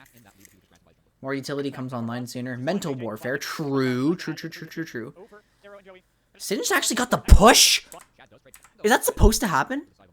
Pre-3? I guess into Gragas. If you guys say he has like really good wave clear, then yeah. Keep themselves far forward. Nice hook. Gonna be able to land. Joey goes back in as well. Great damage. Low from the supports. Nothing's gonna stick for too long though. Let's see if XU goes something aggressive in this bot lane as it's a three-way crash with the side of Dignitas. Chad cycling back to try and get this top grab. And concept, the dirty farming has begun. This is why I love Singed. Now, is that highest wave clear? Oh, okay, yeah, here's a proxy. He's proxying because he knows Lee Sin pathed down, and he's not going to take any risks. He's going to base off of it. But you can see this isn't a permanent proxy farm. Like, that's what Singed players have stopped doing. He's hugging the left side of the lane, bluffing that Chad is taking that top grab, trying to get Darkwings to hover down. The Darkwings holding strong. Very intelligent read out of the young mid laner Dignitas. Look at that ping of the as well from the side of Dignitas. They pinged that there was a possibility. Yeah, we just don't see them often enough to really develop our counterplay against them. I do remember there's still high proxy. Okay. And this Singe, I know we aren't supposed to be biased casters in my match, I feel like you're a bit biased towards Singe. I must not like because JJ going for the dredge line does not connect XU, actually delaying his base quite a bit. So he gets shoved again. Knows that this is respawn. XU is not here yet. Might take a little spot lane off to play a little bit more cautious. Oh my god, wait a minute. Or no reward on that side of the map. Concept. This is heavily disrupting the tank. But yeah, you know what? Should be biased, but I'll always be biased to players that can play Singed or play toxic things like that. It's always fun to watch this treat. But poor Eclipse pretty much like, why can't I do anything in this lane? Where are my minions? Please, somebody help me. And that's a way. That's a big reward for Concept. Is he was actually able to take a crowd for himself off screen. So. Oh, and Concept shows up as soon as Eclipse finishes his base. It is not spotted. Now, what he doesn't know is that actually did trade out some of the trinkets, and so Chad will now be spotted on the crop. But overall, kind of an interesting back and forth between both of these junglers. And we have big focus. He gets the ward. He's tracking a really odd path through the jungle, actually. A lot of information for both teams to play with here early. Information. That's all this game is. It's about espionage. I want to see him interacting with Gragas. There's a bit of a flip. Look, he's getting beaten the hell up anytime he has to directly interact with Gragas. The scoop and score into XU as all calculated from the side of Darkwings and Pretty. He flashed for naught, so that flash is wasted. Meanwhile, top lane we saw Concept burn that ultimate against Eclipse. But the corrupting pod's ticking. He's regenning. He's just going to shove this in. He's going to recall. It's not going to finish getting in. That sucks a lot for him, actually. He's going to have to TV back. We know how XU is on Lee Sin when he gets fed. I don't like classifying Singed as zone control. That doesn't feel right to me. Because it's not like you see a Singed just like, oh no, I gotta get out of here, it's Singed. He's just annoying. Chad's gotta be careful. He still wants to be able to get that dragon. Now they know that he's right behind them, so instead of actually aggressing further, they're gonna let Arrow escape. I like Dignitas showing some respect there, as Darkwings wasn't facing that midway, but also Darkwings no flash. Okay. Oh, Eclipse, he's like, I gotta find Singe, I gotta get him. So he just gets in there, he perma-shoves you. Gragas is losing some CS before his own wave clear comes on. Gragas isn't going to be too impacted by that, but he's definitely not contributing to the early game, as you would hope for Gragas to do. But the problem, yeah, the concept has gotten himself in a position where he's just stuck in a freeze, and he does not want that. He has to respect this. Okay, any grounders? Shouldn't actually be a fight, especially with all 5 members of Dignitas rotating up here to secure the Iron Rift Robe. He might die here. Wow. Piece of shit champion. Okay, let's kind of see why he doesn't die. Because I would 100% expect him to die before he's durable here. He pops his ult and pops his ghost and gets all the speed from his teammates and just sprints it out. Okay. That makes it... I mean, he had to burn a lot to actually achieve that. But... No, Predator doesn't get you out. But everything else does. Speed from allies. Ghost. I didn't notice the ghost the first time.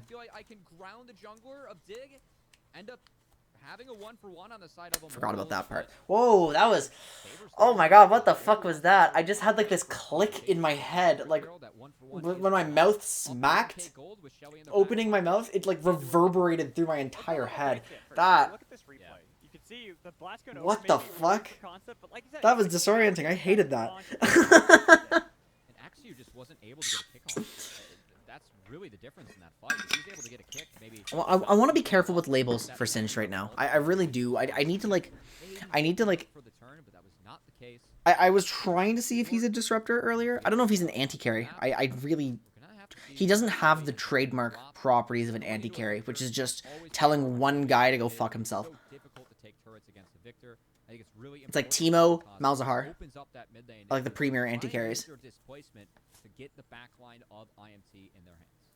Completely agree. If Singed meaningfully denies enough CS consistently, then he can be an anti-carry. But I don't think he regularly gets that amount of advantages. He's on the proxy.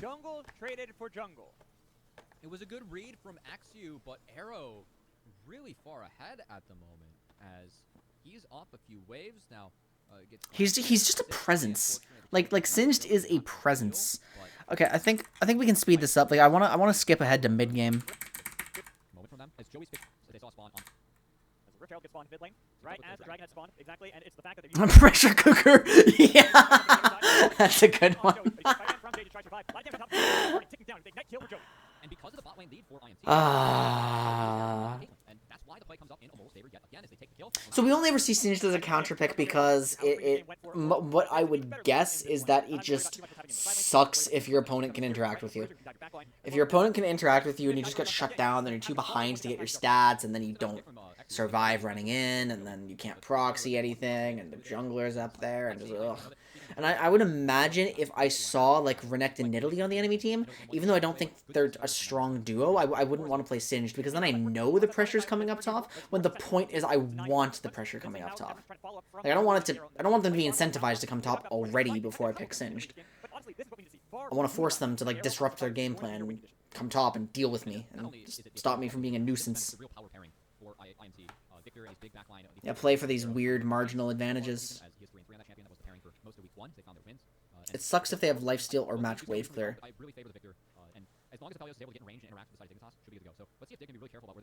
Yeah, so kind of anything that just shuts down your slow burn.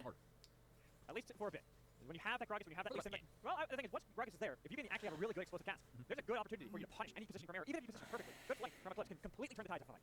I do think the grounding has to be a compelling reason to play Singed. What's taking mid lane by Darkwings, but I'm just waiting for this fight. They are just waiting this out. Chad, they have no idea. They then engage on Axio, and they keep behind. They already got killed Axio before it completed. Arrow taken down by the Ace the Hole, flashing away. Aww, that sucks. But I don't want to... Oh, okay, so Singed actually catches mid here. Clears this, harasses Azir. It's like, go away, get away from me. He loses a wave top. I don't know if Concept should have moved. I think that's a big win, even though Arrow died. What you're gaining back. But fact that Pretty was the one who received 2 of these kills is going to be... Ground is the only thing balancing such a beta ability. But it also, like, what are the grounds in the game, right? Poppy, Cassiopeia, Singed. That's all you get. You only... And most of those champions are niche champions. Singed too, but, like... Why you should never come near him and chasing him down for Arrow to get his first kill. Bit of a noops from Dig as they overextend for that turret. Good punish from Mortals. And I was Singed actually participating with his teammates. He just runs up, he flips somebody, and you're in Rylai's, and now you're dead because you're isolated and you can't move, and that's very funny. And this is significant because going into this next dragon down that match will, if IMC want to rotate their power down to the spot side, they will have a numbers advantage as JJ is going to be late to this rotation, and that could be sole point inside IMC. I don't even see a way Dignitas can realistically fight back. They have double TPs out of Eclipse and Darkwings, but right with Concept having his TP as well, it's going to make it so they can easily flank him around and use him to catch someone like Spawn or Darkwings out of position. There are other big slows in the game. There's Nasus Wither, and there's Zillion E. Concept is participating in an actual team fight.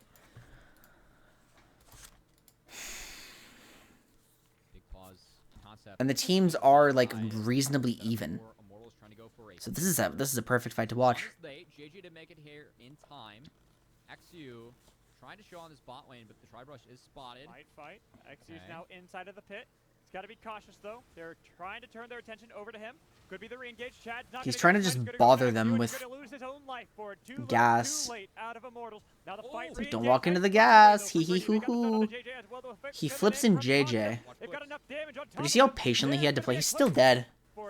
He had to play so slowly. Someone steps like a little too far up, JJ dies, but then like Concept does die for it. They have a lot of catch tools. Evolved E or Evolved Kha'Zix W is 60%, but if it's isolated, it's 90. That was completely unnecessary. Okay, so Concept. Oh my God, it's this build. Do you guys remember this build? I think they can make something happen before those flashes get back up in the next minute and a half. For Dignitas, these are huge wins, as you were saying. The fact that they get the flash off of Pretty. Mandate Rylai's. Like in mid lane, like you talked about. But also, Concept is moving immediately down towards the bot lane. Wait, what happened to him? He's still there. This is 12-1. And Spawn, different game, different texture coming out of his build. Looks like the rapid fire cannon potentially second. Ooh, actually, that's a longsword. I'm curious. Is it 12-1? What game are we watching? 12-2. Maybe we see Stormbreaker second? Yeah, that's what I would. So it would have been outdated at this time, yeah. But I'm pretty sure Chem Tank wasn't quite as good at this point, and I guess people weren't looking at like Riftmaker, Oh, and Demonic Embrace wasn't buffed yet. Oh, no, Even Shroud is garbage. This is post-nerf Even Shroud. We have some dark tech coming out from Concepts. Imperial Mandate Cinch. Oh, you know, that's the tech, man. That's the tech. Someone's been watching a lot of lawmap.net. That is the tech. I'm telling you right now. People underestimate how... Chem Tank wasn't... I mean, was Chem Tank strong at this point? No, Chem Tank was strong at this point. This was a patch before Tank Akali. Concept, now that he's scaled up, is actually starting to do like some meaningful damage, but he's still losing direct engagements.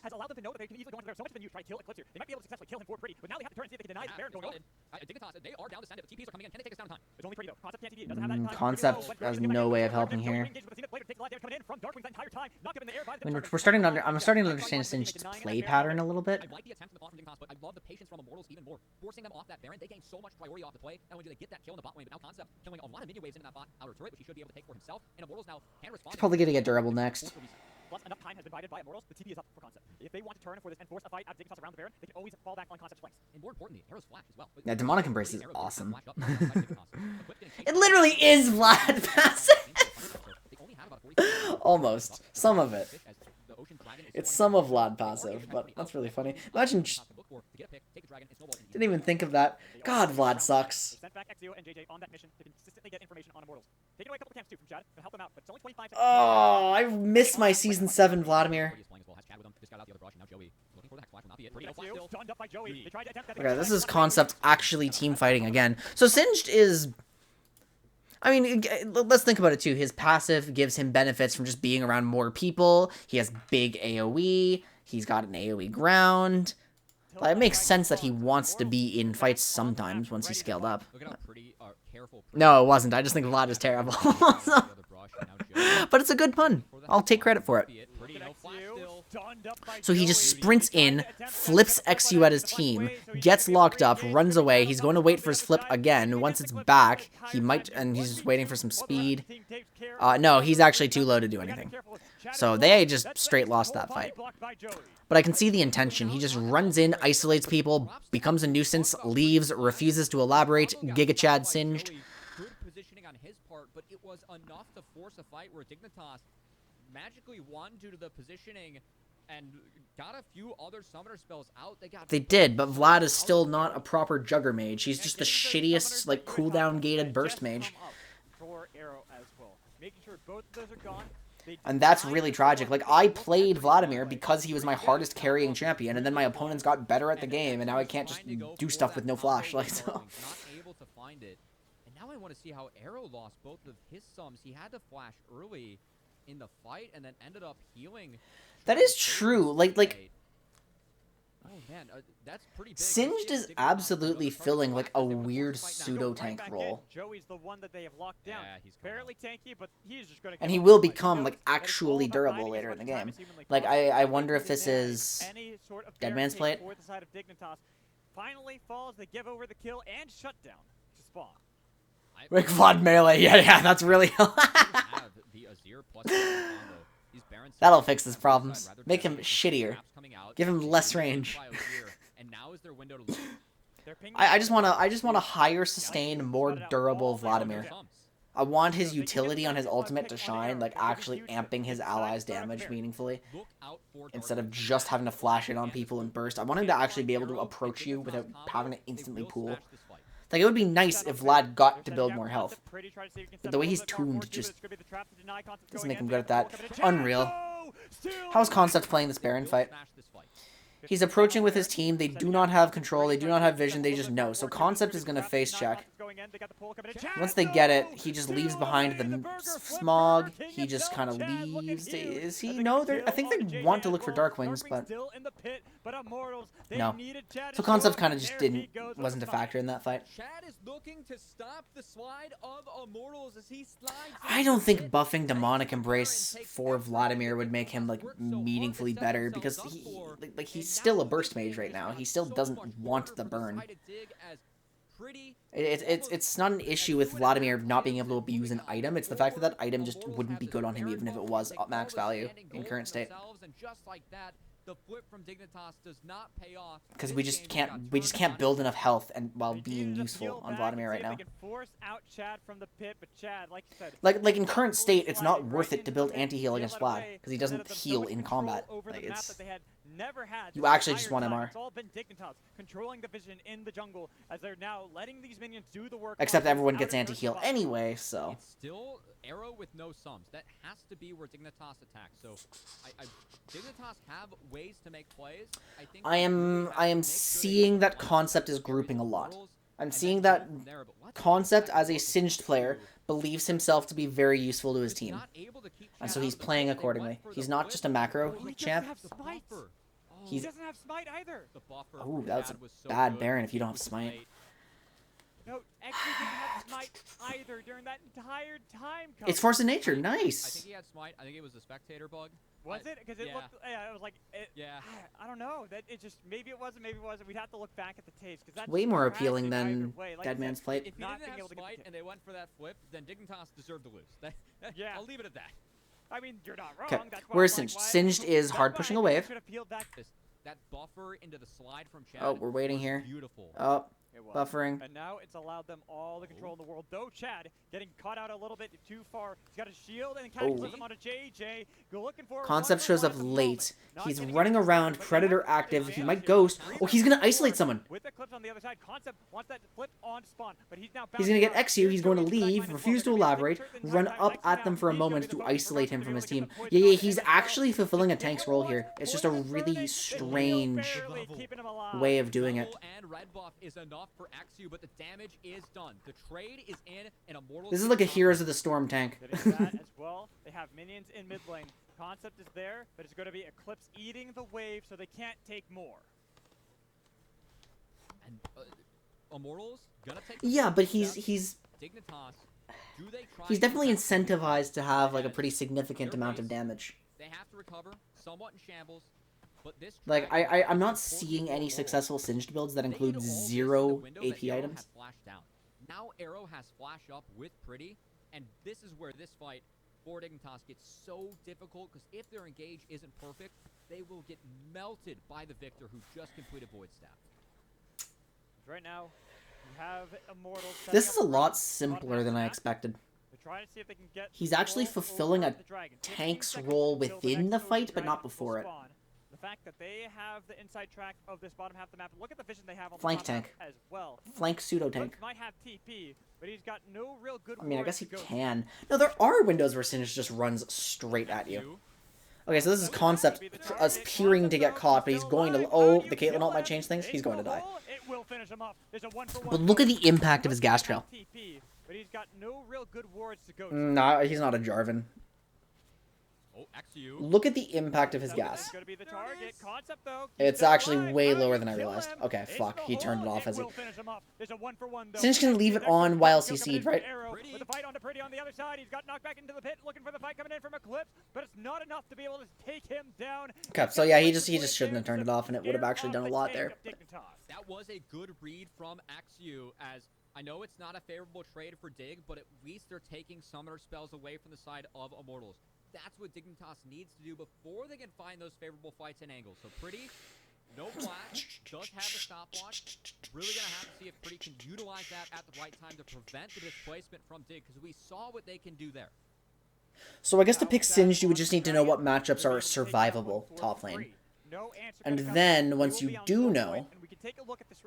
Oh, he turned it off because he didn't expect anything to happen here. He got caught off guard.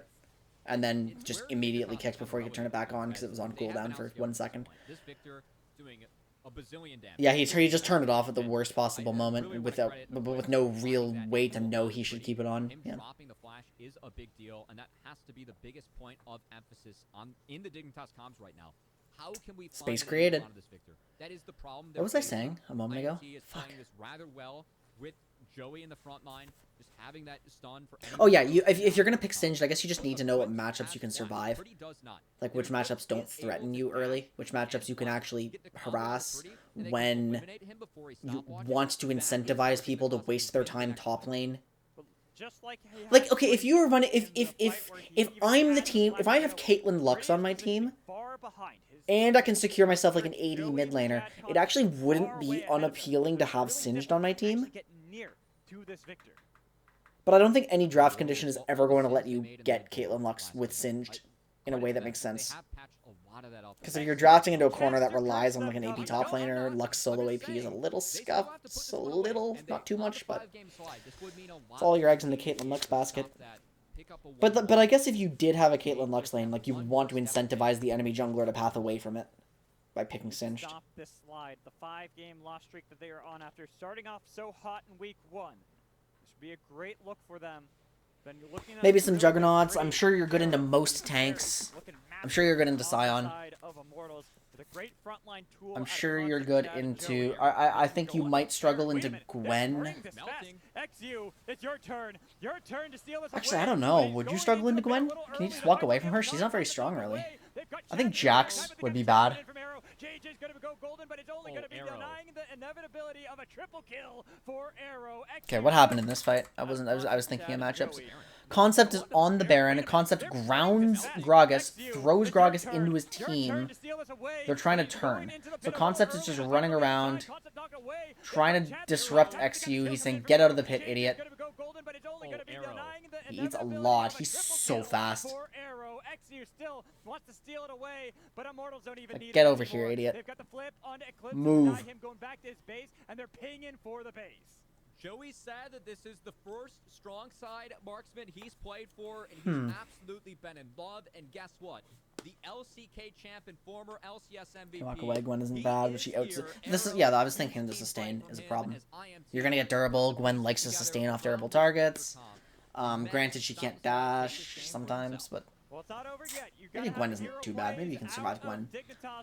Maybe if you're a Singed one trick and just know everything about all your matchups, you're good. Yeah, go over here now, idiot. It's so funny. Well, Singed is a lot more straightforward than I realized for such a weird champion. It's Blues not here. over. There they go. They got pretty on top I of think it wouldn't hurt to like check out one more, but I don't think we need to spend too much more time on him. For a second, Mad Mad. Especially since I don't want this stream to be a million hours long. That depth charge from JJ, that had me jumping out of my seats a little bit, but fortunately for Immortals, just enough HP. Look at the runes on each matchup. Yeah, I guess. Oh yeah, there are singed one tricks. I love this Lehens game. I saw that. I think did I see this live or did I see the replay? Because it's really funny and it makes no sense. It seems just completely nonsensical. But Lehens was just before he hit pro he was an Elise singed 2-trick in support. That's how he played.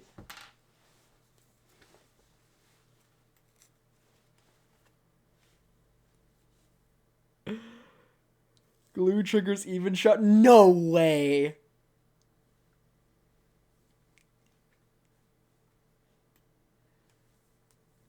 Yeah, when you look at Genji's support Lehens, just know that he used to play Elise and Singed, and those were his champions.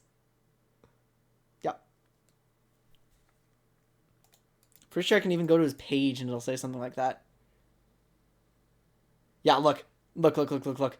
Reached rank 1 in Season 6, maining Elise support. I had no idea he was rank 1. Mained and popularized Doran's Ring start and 3 to 4 times Dark Seal on Singed. This guy's a maniac. This guy's a maniac.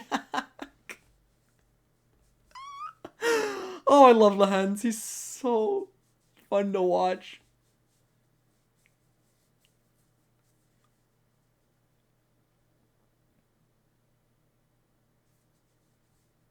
I guess he also played Singed top, but I know he played Singed support in solo queue. Oh, what a weirdo. Lehens is awesome. Look at his, yeah, look, favorite champs. Singed, Elise, Shen.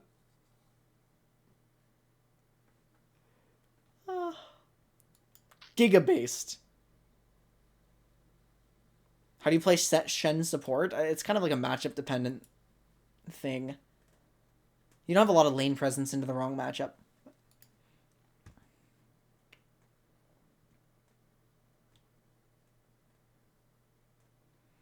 What else do I have VOD? I don't have a lot of VODs of wins and stuff. I mean, I guess I could go later. We can watch another concept VOD. I think we probably should. I'll make it quick. We'll speed through lane phase now that I kind of get that. I just want to watch him actually contributing to team fights. He's done jack shit this game so far. Perfect. Which checks out. You're a Singed. It turns out, yeah, he did actually want the Gwen matchup. As you can see here. This is when Gwen was at her strongest.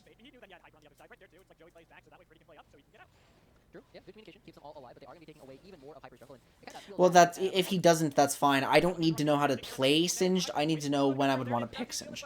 And what I'm supposed to do when I have a Singed on my team. Like, if I draft Singed, why did I draft Singed? You don't get why Shen has an AoE taunt? It's kind of hard to hit multiple people if they're not lined up for you.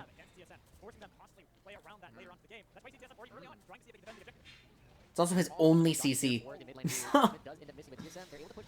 Okay, so Concept is not here. He's TPing in, so I'm going to slow down the game, and I'm going to watch what happens. So your son dies immediately. Concept is using his speed, prevents Hyper from... I mean, he wouldn't have been able to dash anything or anyway. It's just the slow. He shows up, throws. Yeah, it's pretty straightforward. The catch potential's good. There was a kill over here. So there's 3 top, threatening pretty. He flashes out.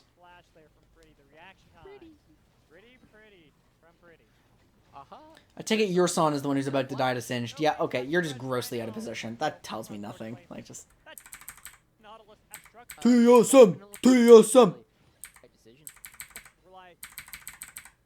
This time he's running Demonic Embrace Chem Tank Singed.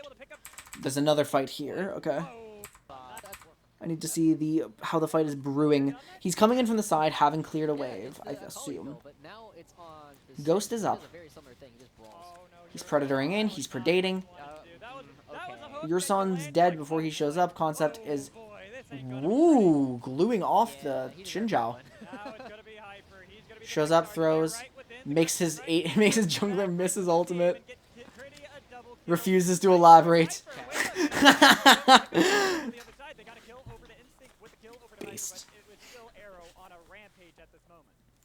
Yeah, I didn't quite get to see exactly how Viper... Bring back Nautilus top, though. Like, can that be playable again? You know, what Chad was doing, but the fact that they were able to pick up a couple of kills on the backside of that is really good for them, because there's definitely shutdowns available for the members of TSM that they were able to grab, and if Viper can become a really big threat in this game... He's saying he wants Rammus to, or sorry, they're saying they want Rammus to have an AoE top. A lot more time to play. Some gold was picked up for Instinct with that kill as well. Was able to just stay safe, even though Not that Rammus has one. Fifth time this game, they're able to get the gold into the proper inventories. They're able to get gold for Aphelios, gold for Corki, even gold for Viper. Come on, Singed, do something. I'm using my pokey stick on you. They don't have this big team. He shows up, he just front lines, he eats the CC, he's like, based. I'm gonna throw you in now. Lands the hook again. One you don't want to actually land. It's just going to be the pullback in onto Viper. He's got the zone though to be able to play with. There's no Rylai's this time. Now he's lost that zone with the Chaos Storm burning on top of him. The kill going over to Chad with the rocket connecting onto all four members of TSM. Tried to now Concept is now low enough that he doesn't want to just sprint in. Kiting it back. They're going to be able to get the kill over to Takeover as they chase down the rest of Immortals who are pretty low. Only Pretty's got a pretty good amount of health. Every spike has an eye, Monka. Elder Tor Rammus skin when? During that entire fight, it looks like it might be enough in order to create enough space for them to pick up. That just sounds a little bit like Berserk. I don't know, Hots has an AoE taunt kind of like that. He's got Garrosh ult. Aw, Concept can't stop that from happening. Right into the chompers with the kill going over to both carries on the side of Immortal. Moonlight Vigil, gonna get the slow, gonna get the root, not gonna pick up any kills. Okay, but that is... Did he? Here, Joey might be... Was that early in the fight or late? Oh, I saw it.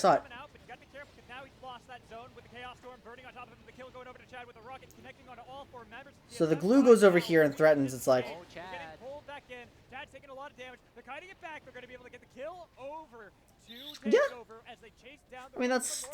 How high impact was that contribution?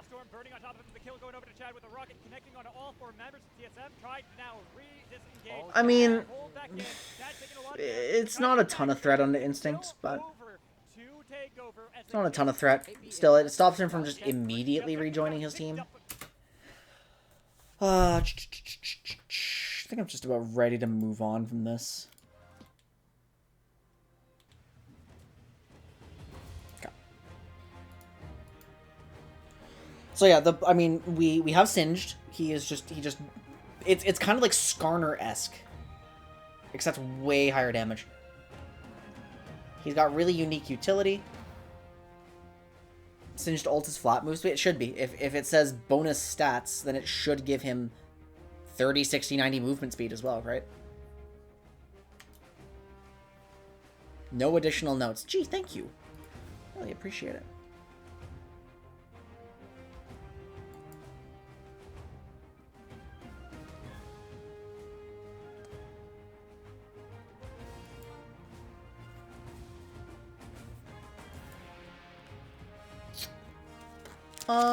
Is that true? Oh, I guess that is how it would work, isn't it? Okay, so we gotta make him like a movement speed champ. So in theory, it's not super different from like a Hecarim or a Rammus or a Skarner, something like that, where like the point of view is just to be really fast, get in, make some sort of initiation.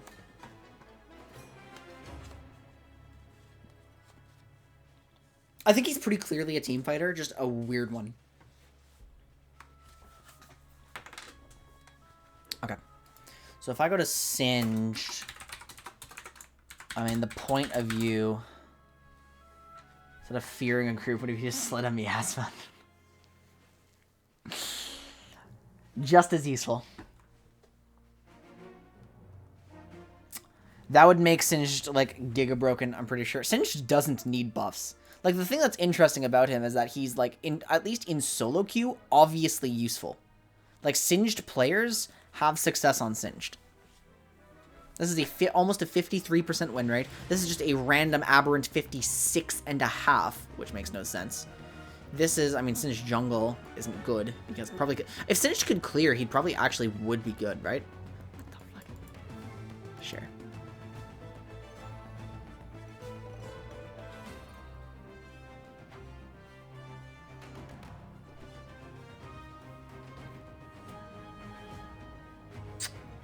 I knew these champions would be hard for me. Yo. I don't think Singed Senna sounds... It sounds playable. I will give you that. It sounds playable, but... The problem is, if we're playing Singed, we have to dodge high-threat lanes, and it sounds very hard to dodge a high-threat lane when we're in bot lane. Because we can't ever proxy, there's always going to be someone available to stop us. We can't interact against all the, like, we could have a double ranged, or we could have engage plus range, like that's not low threat.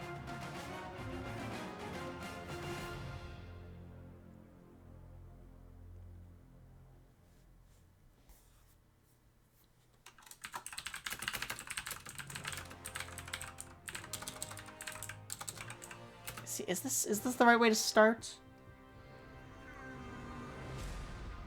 Is this the right way to start my purpose statement? I think it probably isn't. I want to just label him a pseudo tank. I mean, because he actually is, like, genuinely tanky. He doesn't have to rely on gimmicks to be tanky. Yeah, the wave clear matters a lot. Grievous wounds. Okay, so he's a bad laner with weirdo utility.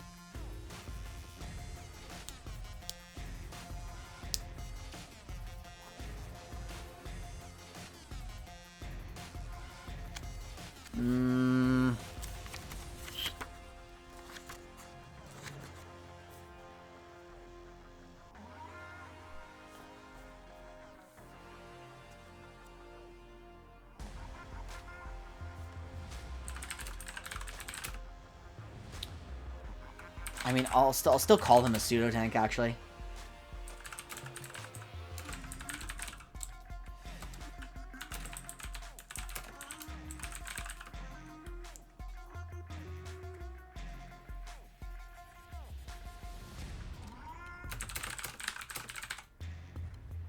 I would pick him because I want to...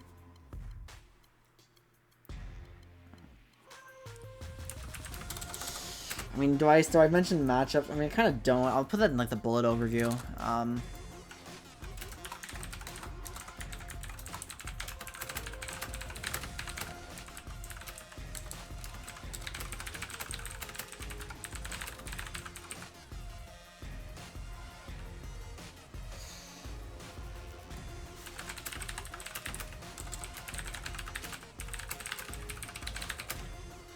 Like, that's a true statement.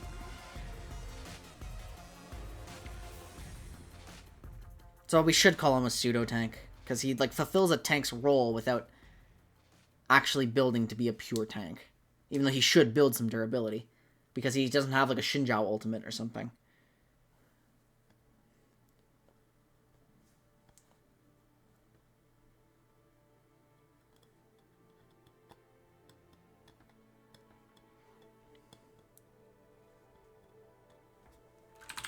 And then he's gonna, like, scale up into a position where he's got his glue trick, he's got weird utility, he's just an obnoxious nuisance.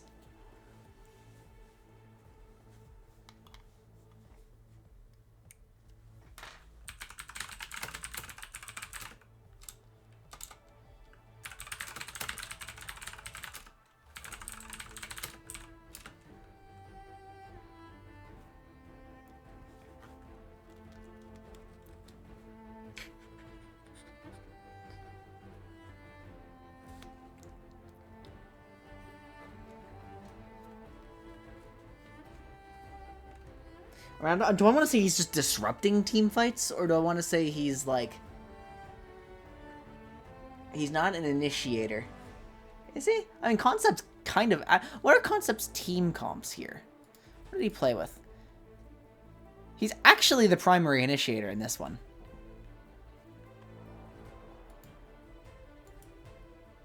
He's not in this one.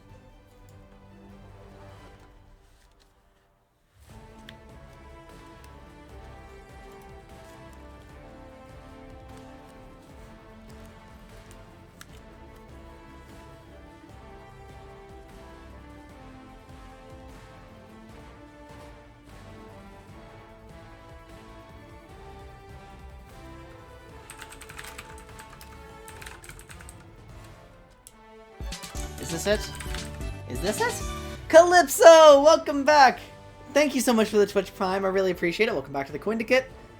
Hope you enjoy your time with us. And it has you've subscribed with a thinly veiled threat. Courtesy of the Trash King. I don't like the isolation phrasing of it.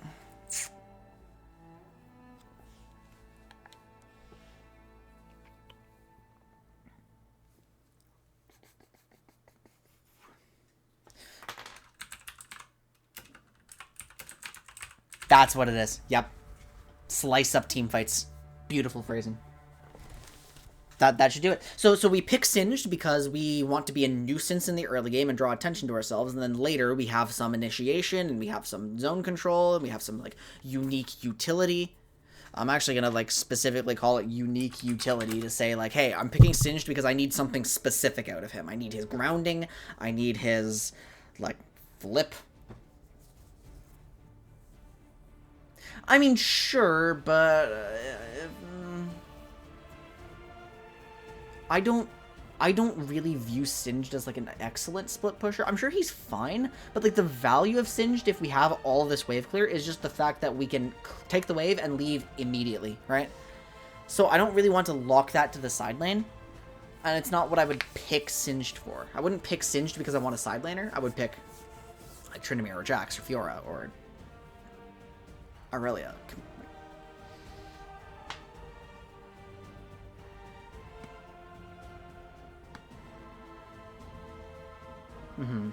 Okay, I'm really satisfied with that. That's what Singed does. Awesome. Awesome. We have, that is number 157, 2 purpose statements left. There are only 2 champions in the entire game I still need to figure out like the purpose statement basics for, to like kind of understand pick conditions. Time for Space Dragon, nobody plays. Now this one at least, I'll get into in just a moment.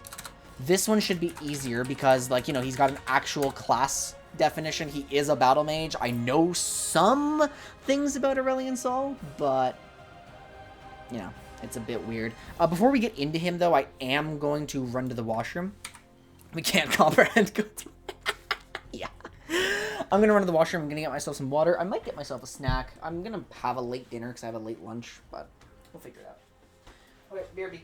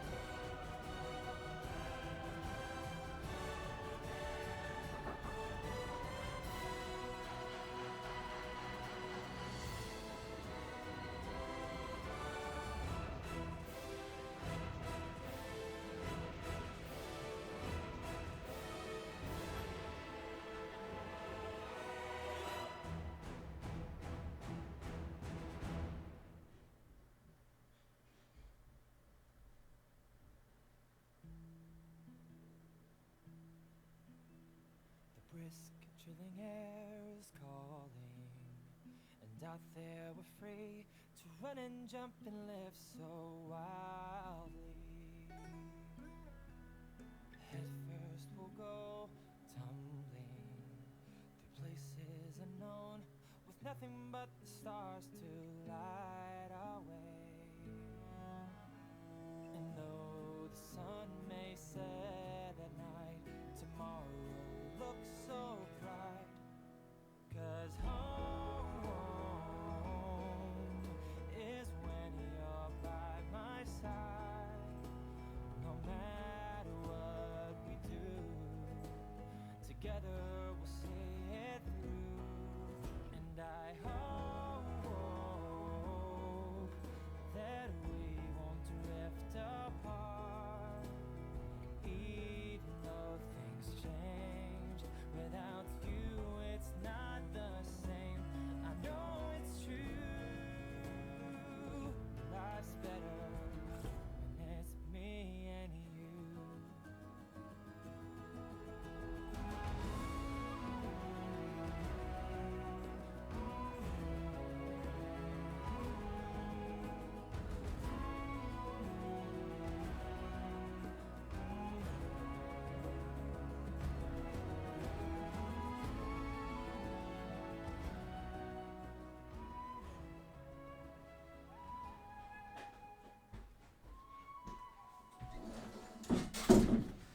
Alright, I just had to take a bit of extra time because I needed to figure out my dinner situation.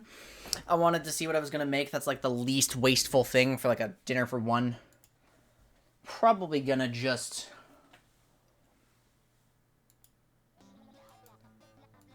I'm probably just gonna like make a soup and a sandwich later, but I'm still busy. What have you guys been talking about while I've been gone?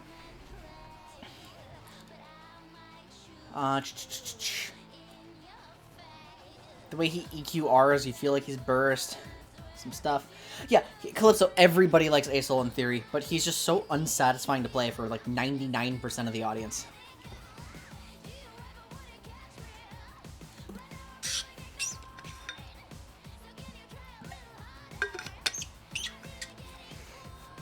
So what's gonna happen is... I'm gonna... Well, we're gonna close this. Okay.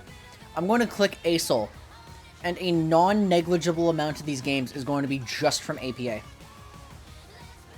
APA. Yeah, look. See? One of the few Aurelion Sol one tricks. It looks like there's a few more of them, like, that I don't know, but... This one's also APA. A significant amount of them.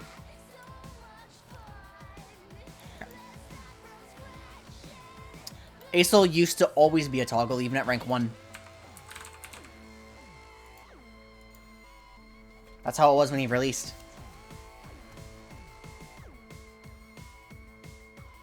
And then they gave him like this micro rework where this happened, and a lot of Asol players hated it, and then he actually didn't become more popular. So, kind of didn't go the way they hoped. So, when I think Aurelion Sol, and thank goodness I will never have to draft this champion because nobody plays him.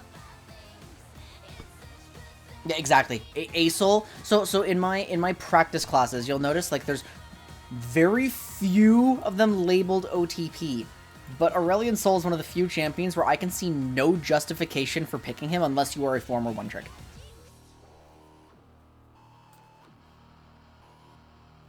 So yeah, number one thing about Asol, roam. That is like the thing about Asol. He is a roam champion. When we're picking him, he is going to impact side lanes. He's like a weirdo variant of Twisted Fate or Rise, who just does different things in the fight, because he's actually supposed to do damage too. Right. He is fun. Aurelion Sol is cool. It's just, he's so strange. And let's also take a look at some of his abilities here, right? This is just how the stars do damage, and this is how the stars do more damage. Movement speed on Q. We have, like, wait, Common of Legend doesn't have a passive anymore? The range has gotten worse over time.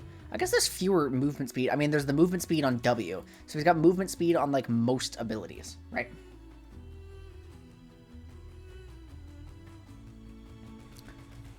Shove and roam, shove and roam, shove and roam. They really, yeah, I mean, that's just what he does. He is annoying.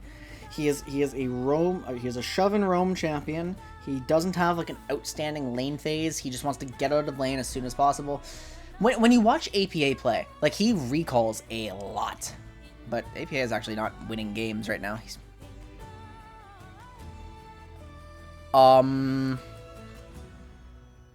Would somebody like to clarify this for me?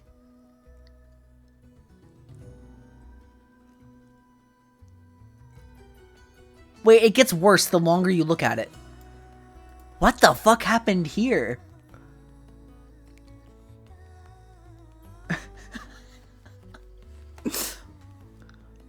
What? Guys, what am I looking at? Top lane, lethal tempo, ghost, gale force. This has to be just the most BM we're better than you pick I've ever seen. Unironically new strat. Okay, it happened like a month ago, but crit dragon. Okay, this is a monster fed Aurelion Sol. So we're gonna watch the monster fed Aurelion Sol and see what happens. So game just started. He is electrocute because electrocute does apply on every star. We know that.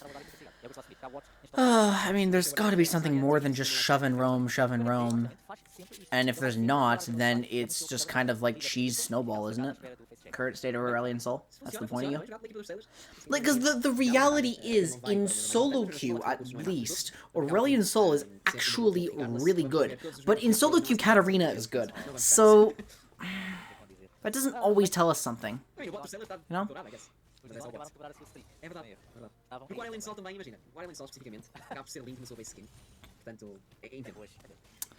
We can take a peek at it. Okay, so he's shoved. He's already roaming bot. Or at least threatening it. He's trying to just find Jarvan.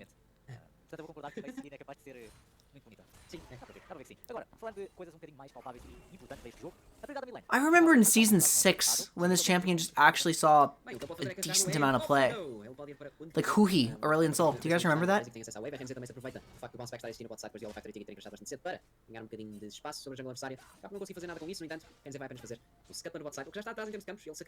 Actually, I'm curious.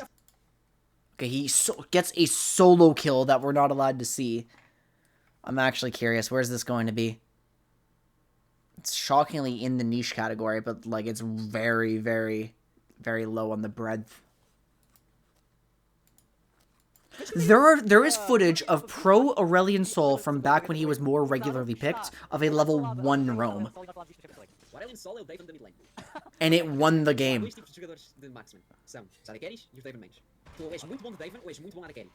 That was like release Aurelion Sol.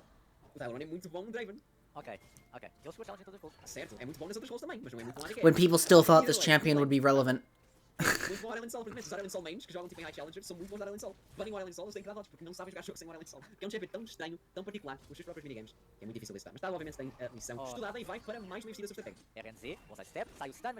Exactly, like Talia.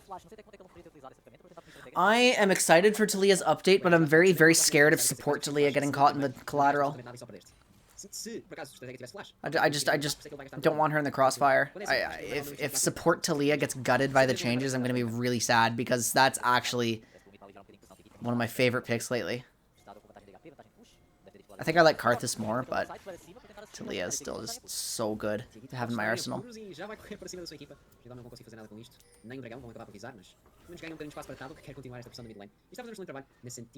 Yeah, it was Aurelion Sol and then Talia immediately, right? And then they're just like, oh god, both of these champions are huge problems.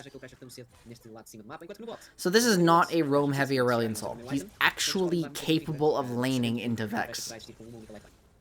I don't know if this is a skill gap, or if this is an actual, genuine matchup. And unfortunately, we don't have any Aurelion Sol players to ask.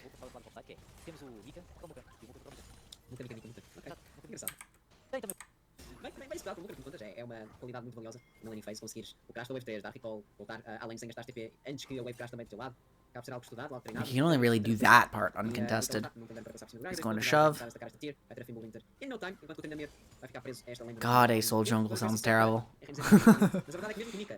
The update is going to... The update is intended to give her more power back in mid. So I'm actually excited to see that because I think Talia is, like... You know, it's so unfortunate what her state is. I think she has a good kit. Talia has an actually appealing kit. Like, with good value, but it's just jungle, her early clear is just so shit, and it's so... Like, Talia is so unreliable, that's the problem.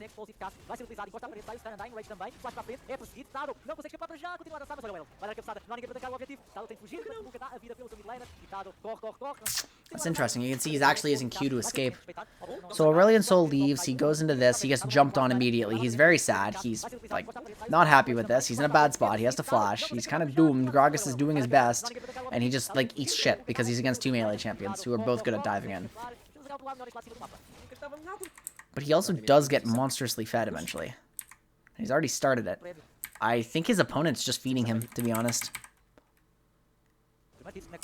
Oh, hold on, here's a roam. Já temos uma a este ponto. Vou presumir que ele vai para Everfrost, provavelmente deve ter take it. Nós falámos disto.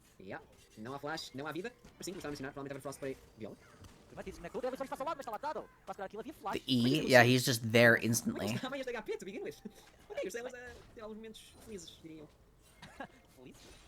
Happy little accidents. They just quote Bob Ross, like, in English.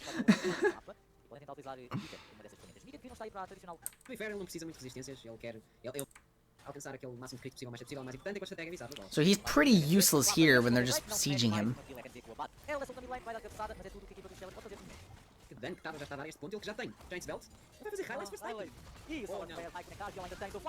And I think the issue with him is he just has to spend all of his time in short range, like close proximity to you, without getting punished. He can't hide in bushes. He's just got weird limitations. He used his ultimate here. Right there, slow. Zap.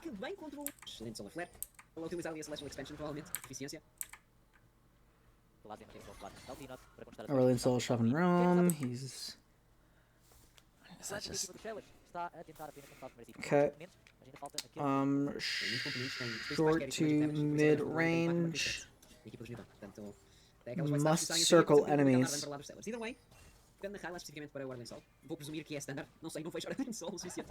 So this brings us to like a similar problem to Lilia, where you just are vulnerable and have to get close. But while Lilia gets to go in and out, Aurelion Sol has to stay there, and that's worse. Like, that's even harder to play around.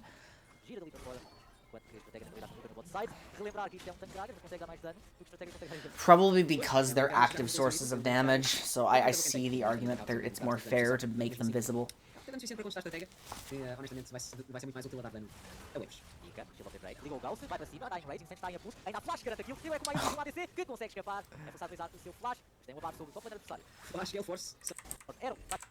Okay, so Aurelion Sol is just getting... I mean, they're giving him a lot of attention right now.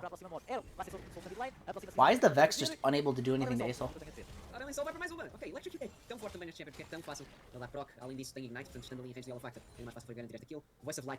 If you're standing next to a bush for Sunfire Cho to cook you without doing anything else to you long enough to actually take meaningful damage, I don't know what to say about that one. I'm going to the microwave. Anyone want something?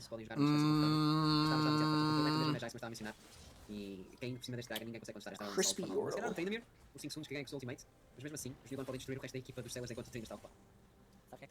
I remember a Mumu microwaving the Baron when Sunfire was like giga broken.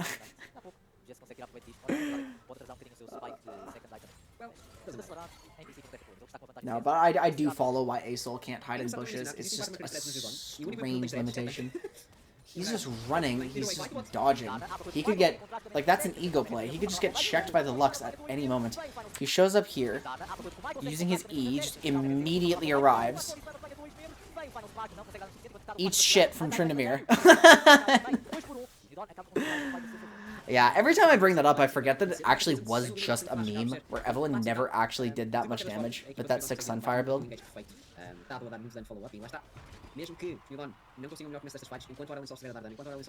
Which is it was very disappointing to learn as somebody who never experienced it. Like, that it wasn't actually a thing for a patch or two. It just kind of sucked.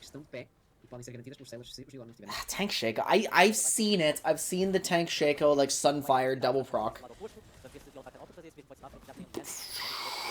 Actually, that's all I can say. I've seen it. I can't comment on it. I don't know anything about it. It did noticeable damage. I'm just doubling up on the burn. Okay, Aurelion Sol is, like, getting owned. Yeah. Chemtech value. I don't see the Chemtech value.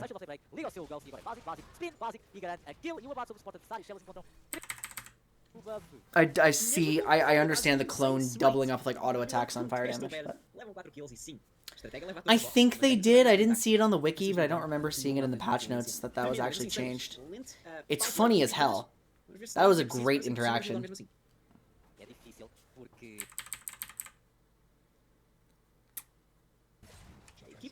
I mean, like, what is there to really say about Aurelion Sol at this point, right? Like,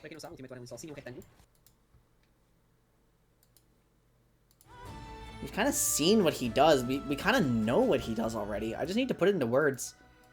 He's a shove and roam champ. He just arrives to fights instantly, and then it's just the investment of keeping Aurelion Sol in the fight is high. Like, it's hard to actually keep him going.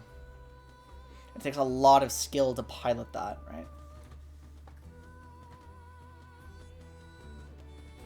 His plans are beyond us mortals.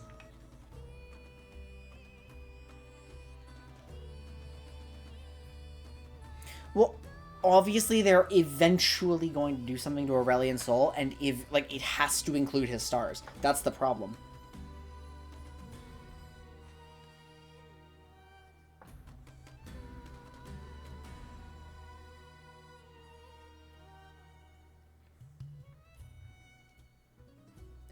Technically, yeah. I mean, he has to stay in short range. Like, he is obligated to be in danger, pretty much.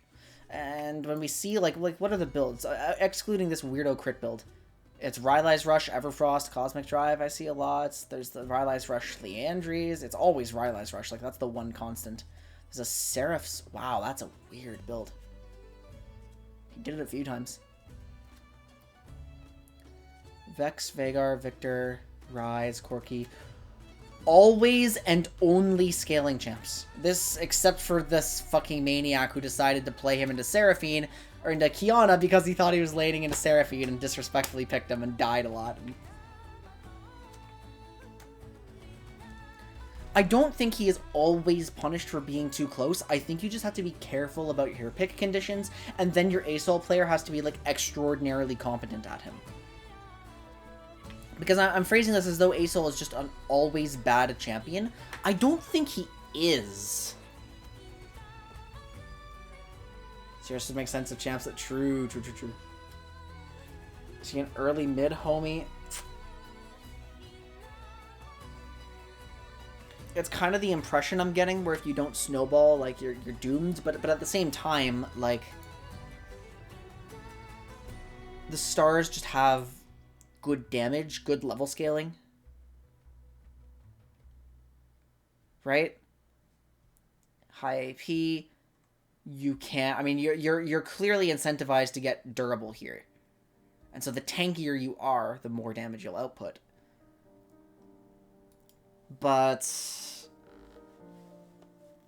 if you haven't made something happen early, are you more useful than something else? And I don't think that really matters. Like, I'm too obsessed with, like, comparing them to things. So Aurelion Sol...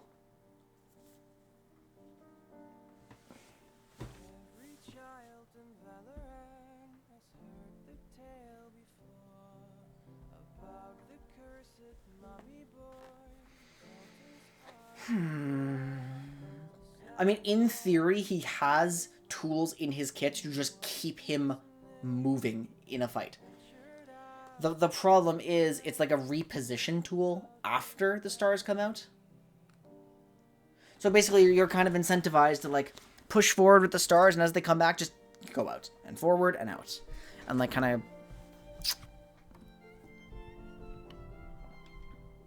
And if Aurelion Sol's damage isn't like absurd.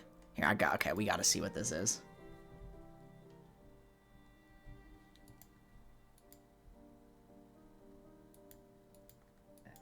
It's a different VOD. This is the most disrespectful shit I have ever seen.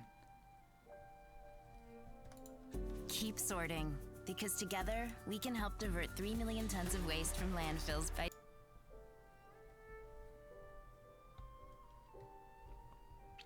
So, here's the spots.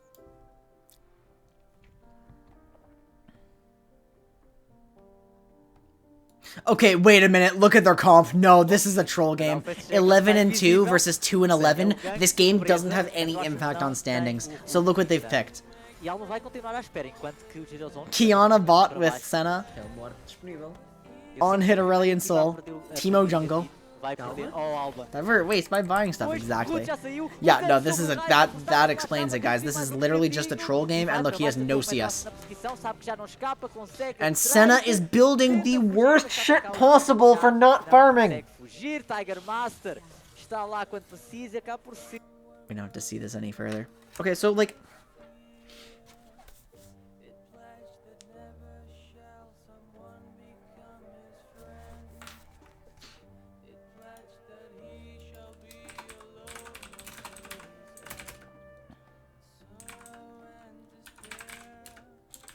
Is he mid-range, or do we consider him short? Like, where does Celestial Expansion take it to? Okay, the outer limit is 650. That's not unreasonable, actually, but... I think we can call him mid-range. Aurelion Sol is a mid-range battle mage who excels at,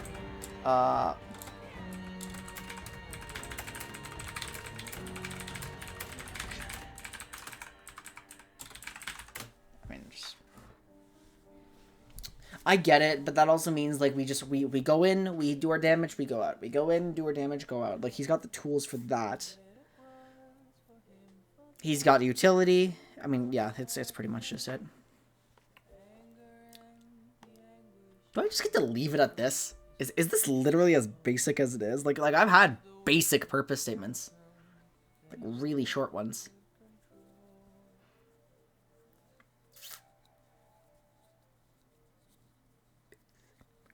Like, Nasus's purpose statement is 12 words, guys.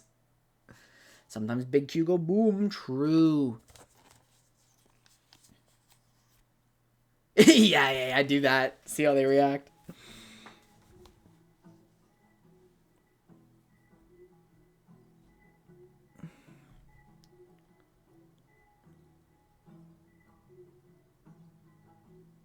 OTP. If you pick Aurelion Sol and you were not a former one trick, like you're fucking griefing. Just pick something easier to play that does his job. If you want to roam heavy mage, like, well, I don't know if there are like a yeah. Actually, just pick TF. Just pick Rise. Like you're gonna do less damage, but like you need to be so exceptionally proficient at Aurelion Sol. Yes, it is. It is perma high, but Aurelion Sol is also one of the most niche champions I've seen. Like, a bunch of people actually try him, but like, look at this. It's all ASOL players. I do not think Aurelion Sol is a bad champion, and in fact, in solo queue, I'm pretty confident you can get away with playing him worse, because all you have to do is just impact your lanes more early, and then your snowball gets, like, ridiculous.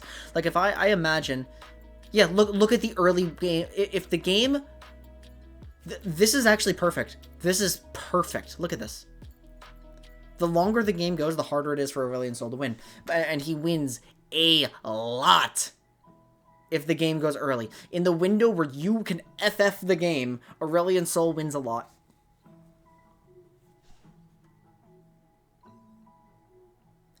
And then as the game goes on, and it's clear he hasn't gotten the advantages he really, really wants, he just wins less even in solo queue. I don't know how much it is above average, but No, I mean, that's just because he's actually unpopular. There's only a few people who, like, really invest... Like, he's got... The way I've heard average would be the lines, really? Is that true? Huh. The way I've heard August describe Aurelion Sol is that he is one of the most profoundly unpopular champions in the game, but everybody wants to try him. So a bunch of people will play like a game of Aurelion Sol, think this sucks, and then just move on. But the fact that his win rate can still be high because you feel like you're not doing... Like, he's good, but you feel like you're not doing anything. Still, if I'm picking him in competitive play, where it actually matters why you're picking a champion, then I need to know, like, yeah, my guy is probably doing more than he feels like he's doing, but I need him to be roaming.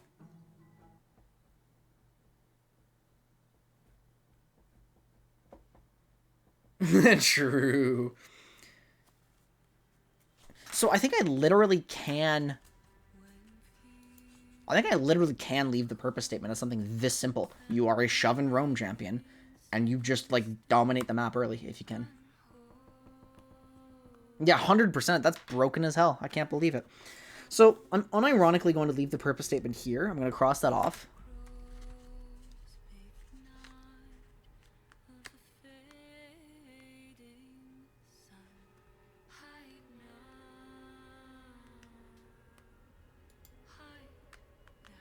We're listening to the Fiddlesticks theme, apparently.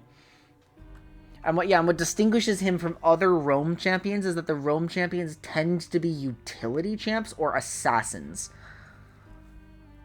This is the only, like, real mage that's competent in that niche until Talia becomes much stronger in mid. Okay, I'm actually leaving it at that. So we have one champion left, and it's fucking Garen. Garen is the last purpose statement I have to write.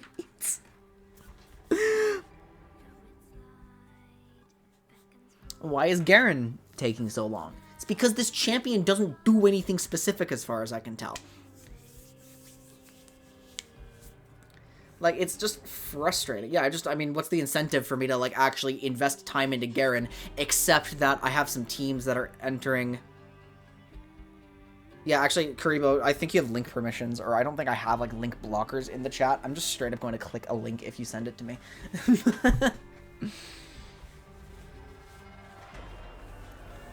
Like, when I think of the other Juggernauts, right? When I think of the other Juggernauts, it's pretty clear to me why I would pick them. I pick Illaoi in situations where I just need to invest fully into bait and punish. I pick Nasus in, like, situations where I need to boost enemy vulnerability. I pick Darius because I need something that's just going to dumpster my lane. I pick Yorick because I want the most immovable side laner possible. I pick, like... I mean, who even is left? There's the weirdo Juggernauts like Skarner who are all CC. There's Mordekaiser who, you know, isn't good, but he has his isolation potential, and that gives him a unique niche just to split up wombo pieces. And then there's Garen, who, as far as I can tell, just does damage and has a silence. And it's entirely possible that that actually just is the point of Garen, to just do damage, but that is, like, the most profoundly unsatisfying purpose statement that you can give me, because, like, even the assassins, who, like, a bunch of them are just kill one guy, even they have more specific reasons for existing. Like, Kiana and Diana are excellent team fighters who, like, they have wombo potential, right? Talon creates opportunities from new angles. Echo telegraphs his intentions, but in exchange is higher, like, more durable and more proactive.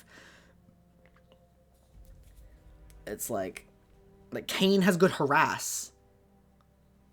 Zed is kind of straightforward. I mean, there's not a lot to say about Zed. He brings decent 2-rotation teamfight potential. Yone just goes forward. He just goes face. Like,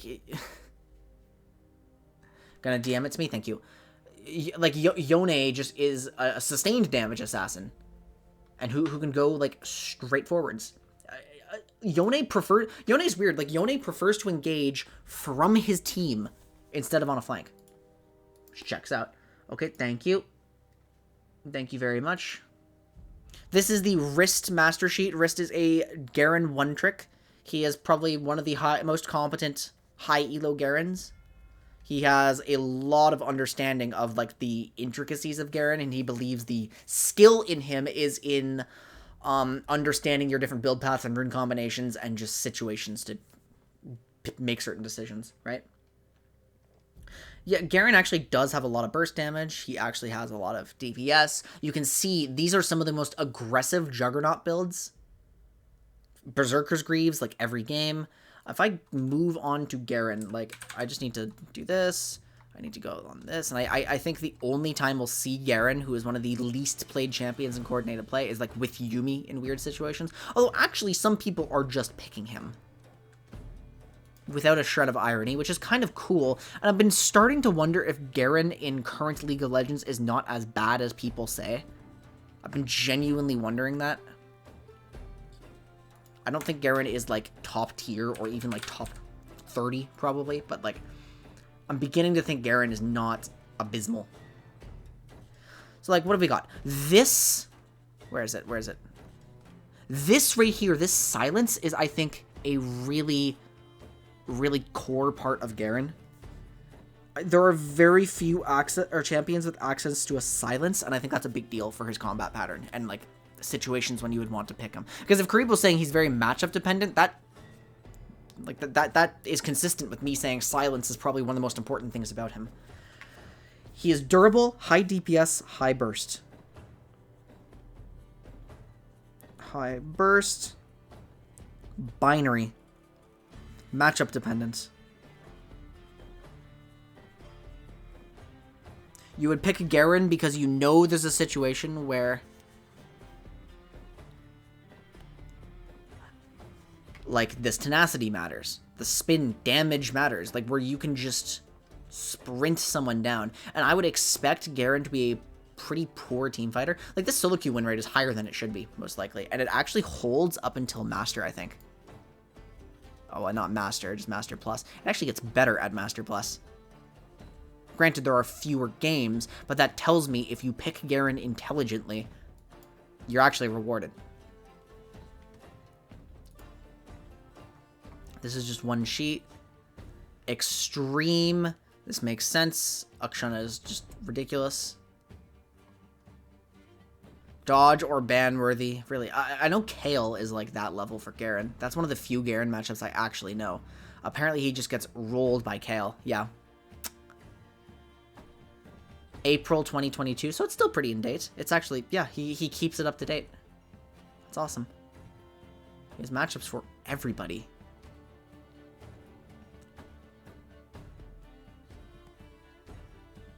What is this? Oh, it's Disco Nunu! What is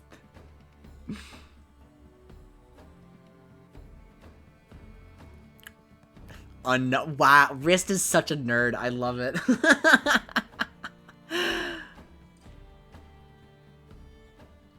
Yeah, Renata should not be a threat to you.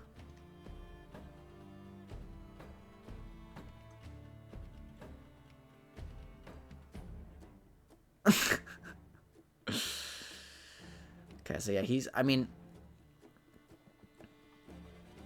there are Sunderer matchups, there are Trinity and Stride matchups. I see predominantly Stride. This is really, I mean, where's the item bit? It's probably at the top, right? Example build templates. Okay, finishing Berserker's Greaves, sitting on one dagger. You get an 11th spin. Okay, so Garrett is really math-based with his attack speed. Dueling potential, Stride Breaker over tier 2 boots to get quicker and harder hitting value from phase. Okay, team fighting, split pushing. And then there's a lethality. Wait, why is...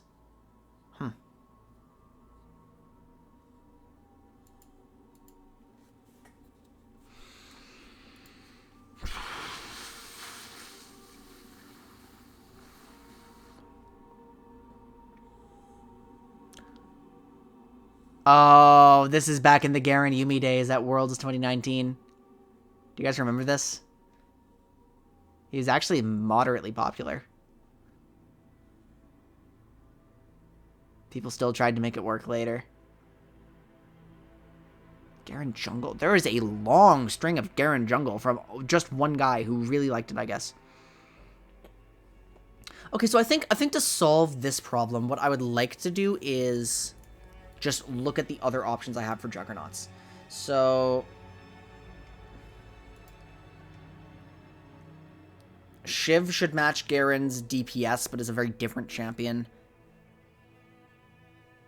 Urgot is a lot more defensive. Yeah, Garen is just a car. Yuumi was the real carry there. Does Garen receive increased healing? Did he back then? Oh, he also cleanses of from slows, so he's slow resist.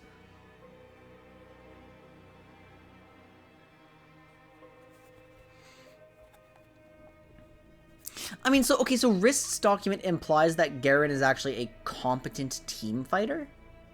Which is interesting to me. Like, is he an edge team fighter? Is he just trying to isolate, like, 1 or 2 or 3 people and, like, spin on them? Does it only work if he does enough damage to be a problem, like on a flank? Because I would understand if Garen is a flank team fighter. I can't really envision him running straight at people and getting away with that. Like, yes, he's probably one of the faster Juggernauts, because he gets a lot of movement speed. And he's has a moment of pretty good durability. Armor reduction is good. Enemy champions hit 6 times, so that's why you want to rush the attack speed. And then we've got, like, this fuck you die move.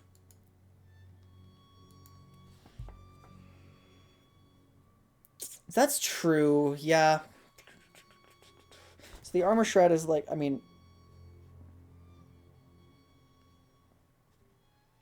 The matchup dependence is really starting to become clear because, like, Garen just looks like a champion who just has weirdly specific tools to answer specific things. Like, if the enemy has one form of CC, it's really good. If the enemy has slows, it's, you know, I've got another ability for that. If the enemy has, like, spellcasting reliance for escape or something, like, I have another ability for that. I mean, that really is what Garen does. Garen's burst damage.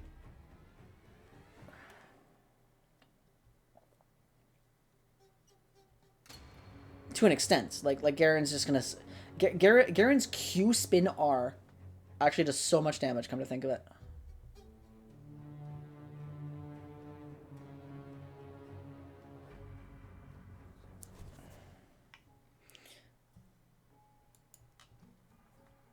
And he doesn't seem nearly... Like I can't compare this to Udyr because Garen just doesn't gain the same value from sitting in the front line and waiting as Udyr does.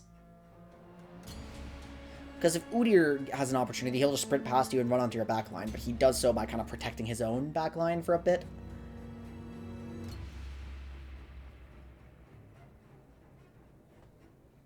Yeah, it's like anti-mobility, but they have to make a mistake to get hit in the first place. Bush Garen! Yeah, Bush Garen! The silence cheese, so you can't get out, because you can't flash. So when I look at Garen compared to the other Juggernauts, what I see is, like, you know, you've got your isolation, you've got your vulnerability, you're just versatile and anti-ranged. You have flank initiation, and you're a good frontliner. You do a lot of damage, but it can be poke, or it can be, like, just, you know, run down potential. I guess Shyvana and Garen are not too different, but Shyvana's an auto attacker, and Garen's like a burst champ. Perma E Even Shroud. I don't think Even Shroud would be any better than Udyr's other options. I think Chem Tank would be a lot more damage than that. Yeah, frankly, Garen does just come off as just, I do damage.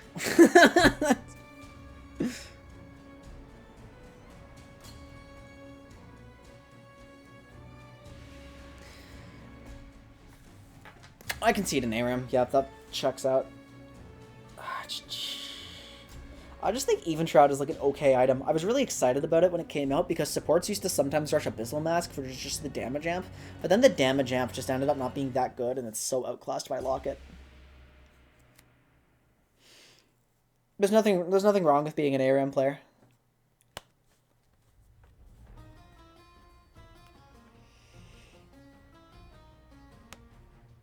Me Garen, me do damage. Booga booga. I mean, he's more than that because you have to plan out your setup, like, and know your matchups. Like, contrary to popular belief, I don't believe Garen is brainless. I think mechanically he's piss easy, but no champion in this game takes zero thought. As can be seen by this like, tremendous spreadsheet.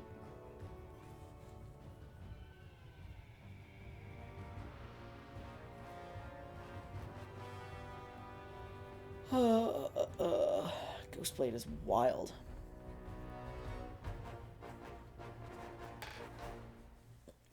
So, what I see when I pick Garen, okay, when I pick Garen in a competitive setting, I expect that my team fighting is not going to be reliable, and if I am given an opportunity to team fight, it's because I found a flank and a backline access.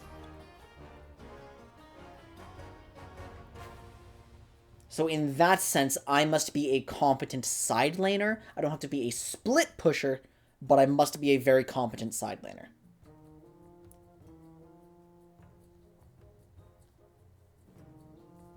Katarina x Garen. I don't know where that... No, I'm just thinking Garen in a competitive setting, KekW.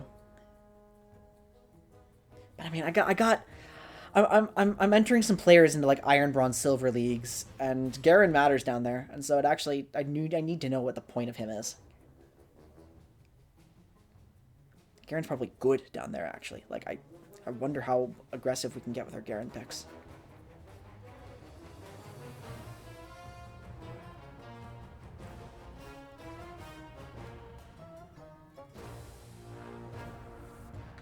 So I mean, Perseverance only matters out of combat, but it's pretty good. I mean, Garen has a shocking amount of little technical details on his kit. Like the exact timing of tenacity like this, slow resist, the silence changes things, the scaling with attack speed.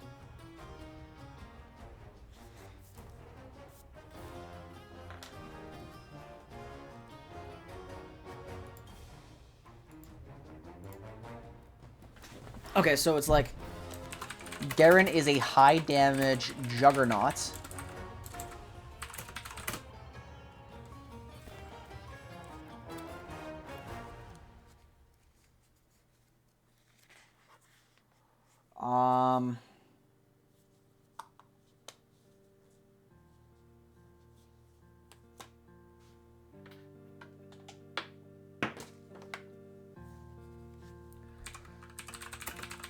I mean, what are the bad matchups?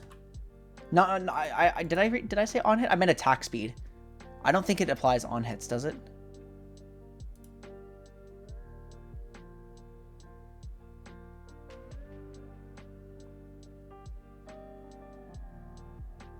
No.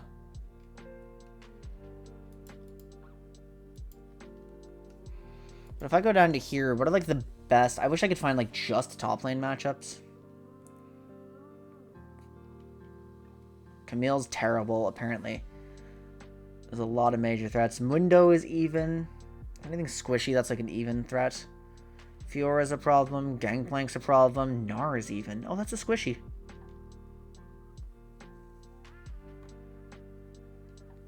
That's funny. I mean, like...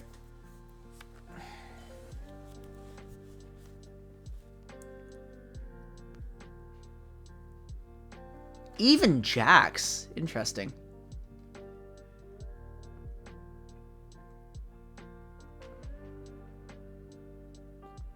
Like, Kennen is much harder than Gnar, apparently. Just weird.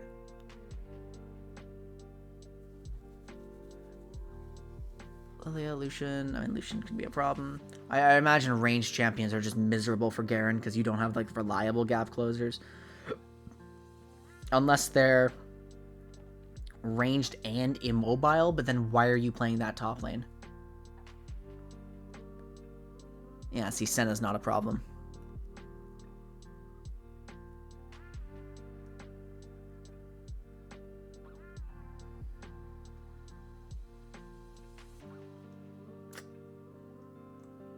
Yeah.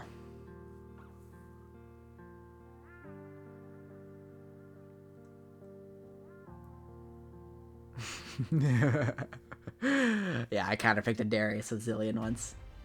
I think I mentioned that on my last stream.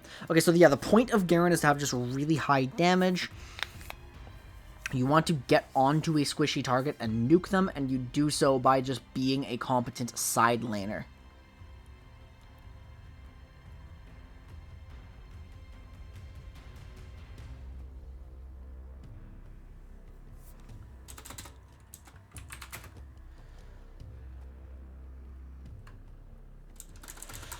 So how do I want to incorporate the matchup dependence where he's just like really good in some situations and really bad in others because there's no mechanical like depth to him.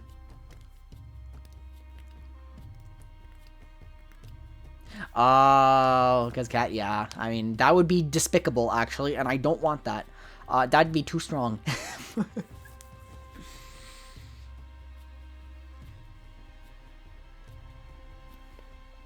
I think that's probably why he's not seeing a lot of play, because there's not... It's all you just pick him for damage, and the damage isn't even that reliable. But I wonder if there's a way.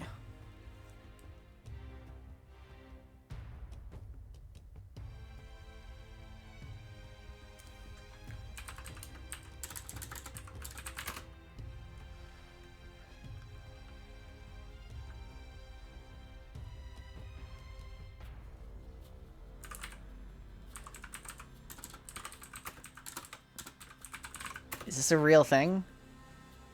Is this a real way to phrase that? Like, no, we can't allow on-hit Garen to exist. We have a silence. We have high DPS and high burst. We are matchup dependent. We have slow resist. We have armor shred. We do damage. Like, that's pretty much it. It literally just boils down to Garen does damage, and if he gets on you, it is going to hurt a lot.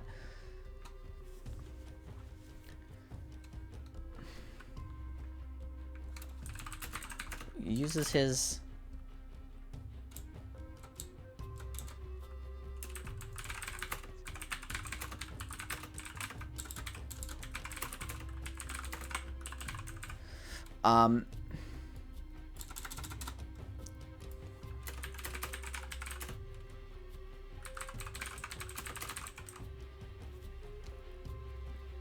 Is that it? Like, that's the point. I'm a high damage juggernaut. I threaten extreme burst damage if I get onto a target who will, like, is vulnerable to me.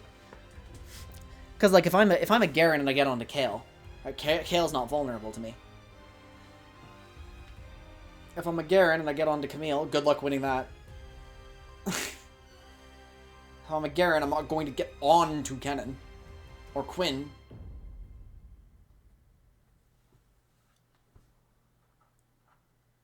But against Mega... I guess that's why Mega Gnar is probably the key to that matchup. Because if you have, like, really good tenacity and a really good silence... Like, yeah, the mages are... Yeah, you know what? That's a really satisfying purpose statement. Like, it covers a lot of the more subtle nuances to Garen, which is a sentence I didn't think I would be saying.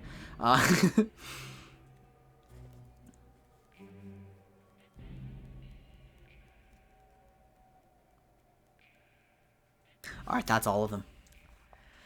That was several months in the making, guys. I have a purpose statement for all 159 champions.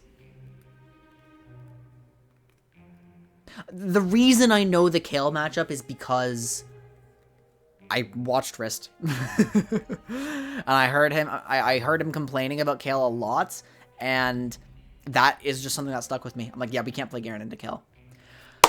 Oh, I would show you guys all the purpose statements, but I have, like, really outdated and cringe power statements on a lot of these documents, and now that I have the purpose statements, I can properly assess that. But, like, every single one of these pages has a purpose statement on it that covers, like, specifics and pick conditions, and that's awesome. I don't have a link. This is just a OneNote file. But I think I can and should make this available to people in a Google Doc.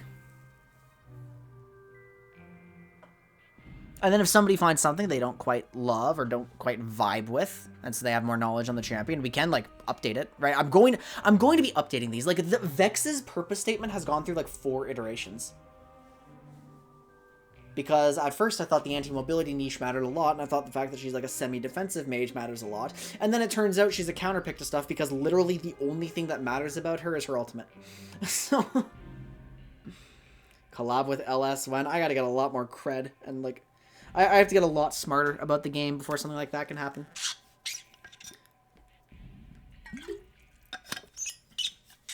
And a lot more high profile. Besides, dude's busy. I don't want to waste his time. This stuff is all just like, this is necessary information for something to have. And I've actually, guys, I understand why LS makes these really like just seemingly stupid statements. Because it's happened to me now multiple times, where I'll just say some shit like, yeah, LeBlanc is a poke champ, and everyone around me is like, Quinn, what the fuck are you talking about? And I'm like, I guess I have spent like a lot more time thinking of these weirdo nuances than most people, huh? And so if you don't, like, preface it with what you know that other people don't, you just sound like an idiot.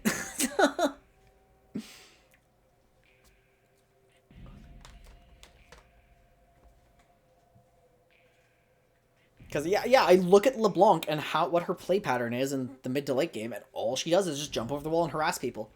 It's not a style that fits into conventional poke comps, which is why drafting a LeBlanc is so awkward. But...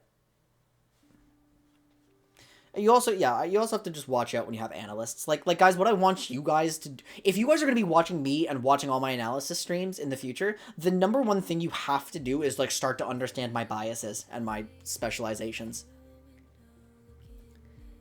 Because like when you have a high profile smart analyst, you should never just listen to them blindly. Every time LS says something, I don't just take it at face value, I try to think about it. Every time, like, Kadril says something, I have to think about it. Like, you don't just go along with their, like, whatever they say, because then you're not understanding why they're saying that. You're just kind of, like, you're not developing your own knowledge by just doing that.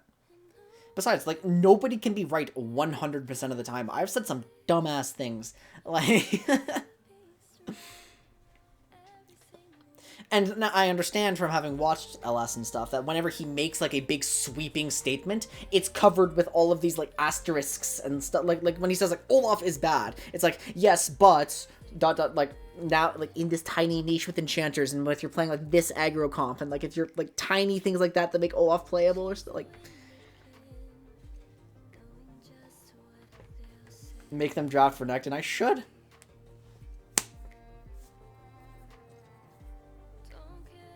Yeah, I mean, and that's also a little bit dangerous. Like when I watched his stream the other day and I saw like the first Nasus support experiments and like the Twitch stuff, like I'm still not on board with the Twitch.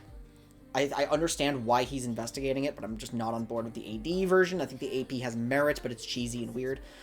It took a lot of convincing for me to understand when and why Nasus support was picked, and the only reason I went along with it so fast is because I was already using Nasus support a year prior as a Kalista counterpick. I just wasn't optimizing it properly, and I wasn't building it that way. And I think in my Nasus video that I released, people called me an LS fanboy and just an idiot who's not listening to LS's build. So that's kind of funny. I'm like, dude, I don't want to do his build. I think the one where I have Locket Rush sometimes, or when I have, like... Yeah, like, just Guardian. I think Guardian would be better than Comet if we didn't need Inspiration Sorcery. You know? No, I don't know. You don't have the budget to go AD Twitch on a support. Like, you have to be heavily cheesing kills to get AD Twitch online as a support, I think. He built Noon Quiver and Spectral Sickle, and if you guys know what I think about Noon Quiver and Spectral Sickle, it's like, that is just a bad idea. And it was really funny, because 10 minutes later, he said, yeah, this Noon Quiver sucks. Like, everyone's human. I'm human. I'm gonna... And that's actually what I want you to understand, too. When you read a purpose statement in my documents, just understand what my specializations are, and the fact that I'm not talking about solo queue. And maybe you will see something that's a bit off, and you can bring it to my attention, and I might update it with new information if I, like, learn something new, right? But... humans are fallible. You must think about what they're saying.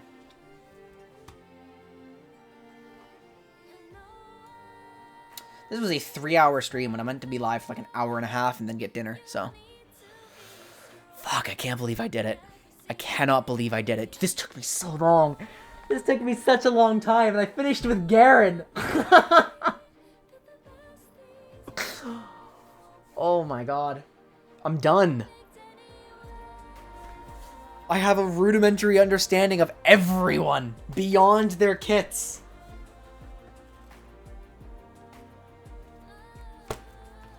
Oh. That feels so good, guys. That feels so fucking good. Now waiting. Oh yeah, no, new champs are easy. I do that every time they come out. In fact, I literally include a purpose statement in my day one videos. I think if you watch the Renata one, which got linked somewhere in the chat, like you'll find that I tried to declare a Renata purpose statement. And I was pretty accurate, I think. I think I was pretty accurate. My next task is to fix my cringe power statements so I can show all my pages without dying inside. Because every time I wrote one on like 11/23, it was just preseason blindness where I just assumed everything was warped by systems around them, and it's just so cringe to read. It's like, yeah, this champion is good because lethal tempo is good. I'm like, you don't know what this champion does, Quinn. You don't know shit about this champion. Why are you saying this? Like, it was really bad.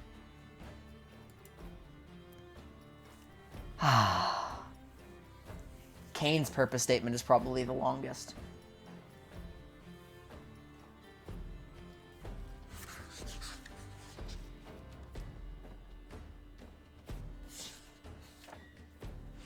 So many pages, so many. Okay, I'm gonna get that. I'm gonna get a Google Doc made. I'm going to post it somewhere for you guys to read. You guys obviously will not have edit permissions. I'm gonna keep talking in circles. Is there anything else? Anything at the end? Anything we need to bring up? We did Heimerdinger, Singed, Aurelion Sol, and Garen. To finish everything off. And to understand their purpose and the reasons to pick them all in, like, competitive play. Which doesn't factor in their power levels at all, but...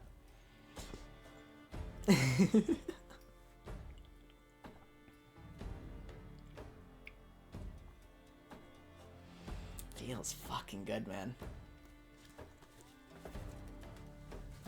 Set that back here. That's everything. Banger. Well, I'm going to go get myself some food way too late at night. Get myself some rest. Yeah. Don't forget to love yourselves, respect each other. Thank you all so much for being here. I will see you all next time. And also, yeah, I promise Rude King's coming back really soon. Like, really, really soon. Like 2-3 days, hopefully. Bye, everyone.